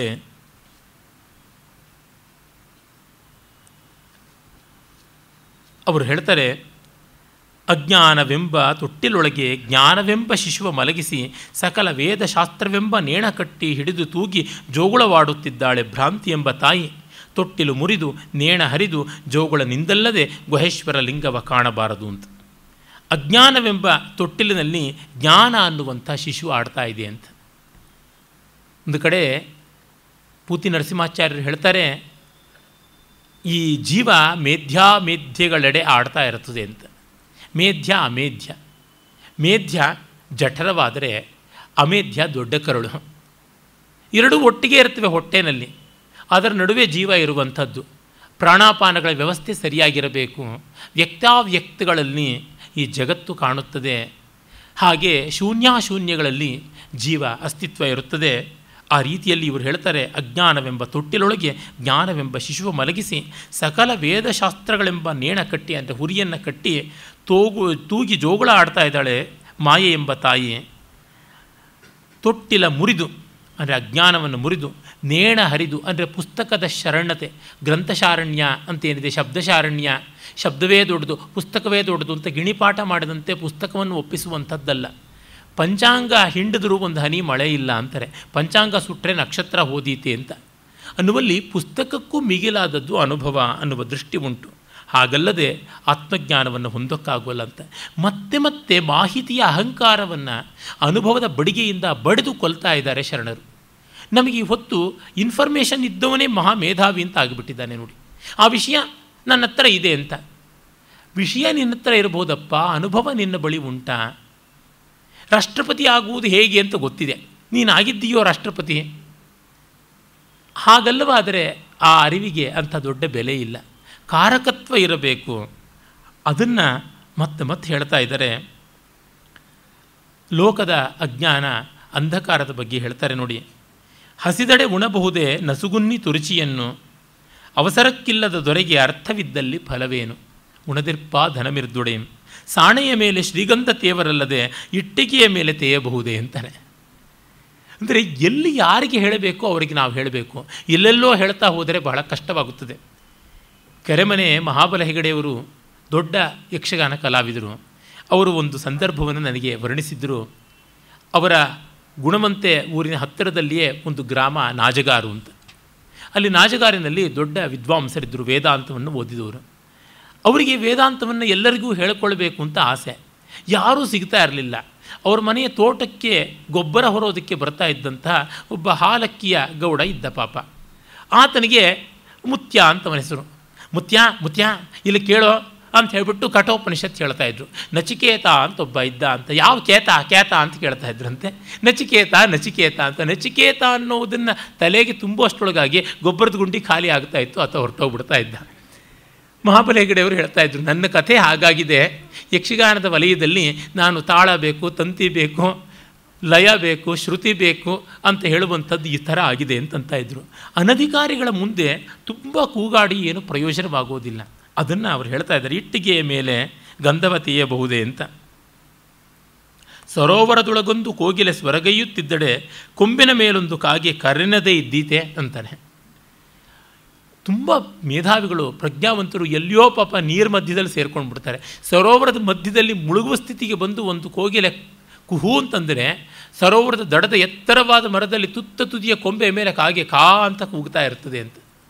ಅಯೋಗ್ಯರಿಗೆ ಯೋಗ್ಯತೆ ಬಂದುಬಿಡುತ್ತದೆ. ಭೂತಿರ್ನೀಚ ಗೃಹೇಶು ವಿಪ್ರಸದನೆ ದಾರಿದ್ರ್ಯ ಕೋಲಾಹಲ ನಾಶೋ ಹಂತ ಸತಾಮ ಸತ್ಪಥಜುಷಾಂ ಆಯುಷ್ಯತಾನಾಂ ಶತಂ ದುರ್ನೀತಿಂ ತವ ವೀಕ್ಷ್ಯ ರೋಷದಹನ ಜ್ವಾಲಾ ಜಟಾಲೋಪಿಸನ್ ಕಿಂಕುರ್ವೇ ಜಗದೀಶ ಯತ್ ಪುನರಹಂ ದೀನೋ ಭವಾನ್ ಈಶ್ವರ ಅಂತ ಹೇಳ್ತಾನೆ. ಅಯೋಗ್ಯರ ಮನೆಯಲ್ಲಿ ಸಂಪತ್ತು, ಯೋಗ್ಯರ ಮನೆಯಲ್ಲಿ ವಿಪತ್ತು. ಸಜ್ಜನರು ಅಲ್ಪಾಯುಗಳು, ದುರ್ಜನರು ದೀರ್ಘಾಯುಗಳು. ಈ ಅವಿವೇಕವನ್ನು ನೋಡಿ ದೇವರೇ ನಿನ್ನ ಮೇಲೆ ನನಗೆ ರೋಷ ಬರುತ್ತೆ, ಏನು ಮಾಡಲಿ, ನಾನು ಜೀವ, ನೀನು ದೇವರು, ನೀನು ದೇವ, ಏನೂ ಮಾಡೋಕ್ಕಾಗೋಲ್ಲ, ಬಡವನ ಕೋಪ ದವಡೆ ಮೂಲ ಅಂತ. ಬರದಲ್ಲಿ ಬರಡ ಕರತಹನೆಂದು ಕಂದಲ ಕೊಂಡು ಹೋದರೆ ಕಂದಲೊಡೆದು ಕೈ ಮುರಿದಂತಾಯಿತು ಅಂತ ಹೇಳ್ಬಿಟ್ಟಂತಾರೆ. ಅಂದರೆ ಒಂದೊಂದು ಕಡೆಯಲ್ಲಿಯೂ ಆ ವೈಯರ್ಥ್ಯ ಎಂಥದ್ದು ಅನ್ನೋದನ್ನು ತೋರ್ಪಡಿಸ್ತಾ ಬರ್ತಾರೆ. ಅದರಿಂದ ಲೋಕದಲ್ಲಿ ಇಂಥ ಅವಿವೇಕಗಳು ನಡೆಯುತ್ತವೆ. ಅದರ ಬಗೆಗೆ ತುಂಬ ತಲೆ ಕೆಡಿಸಿಕೊಳ್ಳದೆ ನಾವು ಆತ್ಮವಂತರಾಗಬೇಕು ಅಂತಾರೆ. ಆಮೇಲೆ ಇನ್ನೊಂದು ಕಡೆ ವಿಡಂಬನೆ ಮಾಡ್ತಾರೆ. ಕಳ್ಳಗಂಜಿ ಕಾಡ ಹೊಕ್ಕರೆ ಹುಲಿ ತಿಂಬುದ ಮಾಂಬುದೆ. ನಾವು ಕಳ್ಳರ ಗಂಜಿಕೊಂಡು ಕಾಡಿಗೆ ಹೋದರೆ ಹುಲಿ ನಮ್ಮನ್ನು ಅಯ್ಯೋ ಪಾಪ ಕಳ್ಳರಿಂದ ದೂರವಾಗಬೇಕು ಅಂತ ಬಂದಿದ್ದಾರೆ, ಇವ್ರನ್ನ ಕೊಲ್ಲಬಾರ್ದು ಅಂತ ಸುಮ್ಮನೆ ಇರ್ತದೆಯಾ? ಹುಲಿಗಂಜಿ ಹುತ್ತವ ಹೊಕ್ಕಡೆ ಸರ್ಪ ತಿಂಬುದ ಮಾಂಬುದೆ. ಹುಲಿಯಿಂದ ಕಾಪಾಡ್ಕೊಳ್ಳೋಕ್ಕೆ ಹುತ್ತಕ್ಕೆ ಹೋಗಿ ಶರಣಾದರೆ ಹಾವು ಕಚ್ಚದೆ ಇರ್ತದೆಯಾ? ಕಾಲಂಗಂಜಿ ಭಕ್ತನಾದೊಡೆ ಕರ್ಮ ತಿಂಬುದ ಮಾಂಬುದೆ. ಕೆಟ್ಟ ಕಾಲ ಬಂತು, ಸಂಕಟ ಬಂದಾಗ ವೆಂಕಟರಮಣ ಅಂತ ದಿಢೀರ್ ಭಕ್ತಿ, ಇನ್ಸ್ಟ್ಯಾಂಟ್ ಭಕ್ತಿಗಳನ್ನು ಮಾಡಿಕೊಂಡರೆ ನಮ್ಮ ಕರ್ಮ ನಮ್ಮನ್ನು ತಿಂದು ತೆಗೆದೇ ಇರ್ತದೆಯಾ? ಮೊದಲಿಂದಲೂ ಮಾಡಿಕೊಂಡಿರಬೇಕು, ಮೊದಲಿಂದಲೂ ಅದನ್ನು ನಡೆಸಿಕೊಳ್ಳಬೇಕು. ಹಾಗಾಗಿ ಆರಂಭದಿಂದ ಮಾಡಬೇಕು. ಭಗವದ್ಗೀತೆಯಲ್ಲಿ ಅಂತ್ಯಕಾಲೇಚ ಮಾಮೇವ ಸ್ಮರನ್ ಮುಕ್ತ್ವಾ ಕಲೇವರಂ ಯಪ್ರಯಾತಿ ಸಮದ್ಭಾವಂ ಯಾತಿ ನಾನ್ಯತ್ರ ಸಂಶಯ ಅಂತ ಗೀತಾಚಾರ್ಯ ಹೇಳ್ದ. ಅಂತಕಾಲೇಚ ಅಂತ ಚಕಾರ ಉಂಟು, ಕೊನೆಗಾಲದಲ್ಲಿಯೂ ಅಂತರ್ಥ. ಕೊನೆಗಾಲದಲ್ಲಿ ಅಂತಲ್ಲ, ಆ ಅಂತಕಾಲೇಚ ಅನ್ನುವ ಚಕಾರದ ಅವಧಾರಣೆ ಸಮುಚ್ಚಯಾರ್ಥಕವನ್ನು ಮರೆತರೆ ಅಪಾಯ. ಅದನ್ನು ಇವರು ಹೇಳ್ತಾ ಇದ್ದಾರೆ. ಕಂಗಳ ಮುಂದಣ ಕತ್ತಲೆ ಇದೇನೋ, ಮನದ ಮುಂದಣ ಮರವೇ ಇದೇನೋ, ಒಳಗಣ ರಣರಂಗ ಹೊರಗಣ ಶೃಂಗಾರ, ಬಳಕೆಗೆ ಬಂದ ಬಟ್ಟೆ ಇದೇನೋ ಗುಹೇಶ್ವರ. ನಮ್ಮೆದುರು ಕತ್ತಲೆ, ನಮ್ಮ ಅಂತರಂಗದಲ್ಲಿ ಮರುವು. ಒಂದು ಇಲ್ಲದೇ ಇದ್ದರಾದರೂ ನಿರ್ವಾಹ ಮಾಡ್ಬೋದಾಗಿತ್ತು, ಎರಡೂ ಇದೆಯಲ್ಲ. ಎಲ್ಲಿಗೆ ಹೋಗಬೇಕು ಅಂತ ಗೊತ್ತಿದ್ದರೆ ದಾರಿ ಕಾಣಿಸ್ತಾ ಇತ್ತೇನೋ, ಅದರ ಕತ್ತಲು. ಗೊತ್ತೂ ಆಗ್ತಾ ಇಲ್ಲ, ದಾರಿಯೂ ಗೊತ್ತಾಗ್ತಾ ಇಲ್ಲ, ಏನೂ ಗೊತ್ತಾಗ್ತಾ ಇಲ್ಲ. ಅಲ್ಲಿ ಇಲ್ಲಿ ಓಡಾಡಿ ಆಕಸ್ಮಿಕವಾಗಿ ಒಂದು ರೀತಿಯಾಗಿ ನಾವು ಯಾವುದನ್ನು ಒಂದು ಕಾಕತಾಲೀಯ ನ್ಯಾಯ ಅಂತ ಕರೀತಾರೆ, ಆ ಕಾಕತಾಲೀಯ ನ್ಯಾಯದಿಂದಲಾದರೂ ಗುರಿಯನ್ನು ಮುಟ್ಟೇವ ಅಂತಂದರೆ ಕತ್ತಲು, ಕಗ್ಗತ್ತಲು. ಇನ್ನು ದಾರಿ ಎಂಥದ್ದು ಅನ್ನುವ ಗೊತ್ತಾಗುವ ಅರಿವೂ ಇಲ್ಲ. ಹೀಗಾಗಿ ನಮ್ಮ ಮನದ ಮುಂದಣ ಮರವೇ, ಕಂಗಳ ಮುಂದಣ ಕತ್ತಲೆ. ಹೀಗಿರುವಾಗ ಒಳಗೆ ರಣರಂಗ, ರಾಗದ್ವೇಷಗಳ ಅರಿಷಡ್ ವರ್ಗಗಳ ಕೋಲಾಹಲ, ಹೊರಗೆ ಮಾತ್ರ ಸೌಜನ್ಯ, ಶಾಂತಿ, ಸಹಜೀವನ, ಸೌಭ್ರಾತ್ರ ಅಂತ ತತ್ವೋಪದೇಶ ಎಲ್ಲುಂಟು. ಇದು ಸರಿಯಲ್ಲ ಅಂತಾರೆ.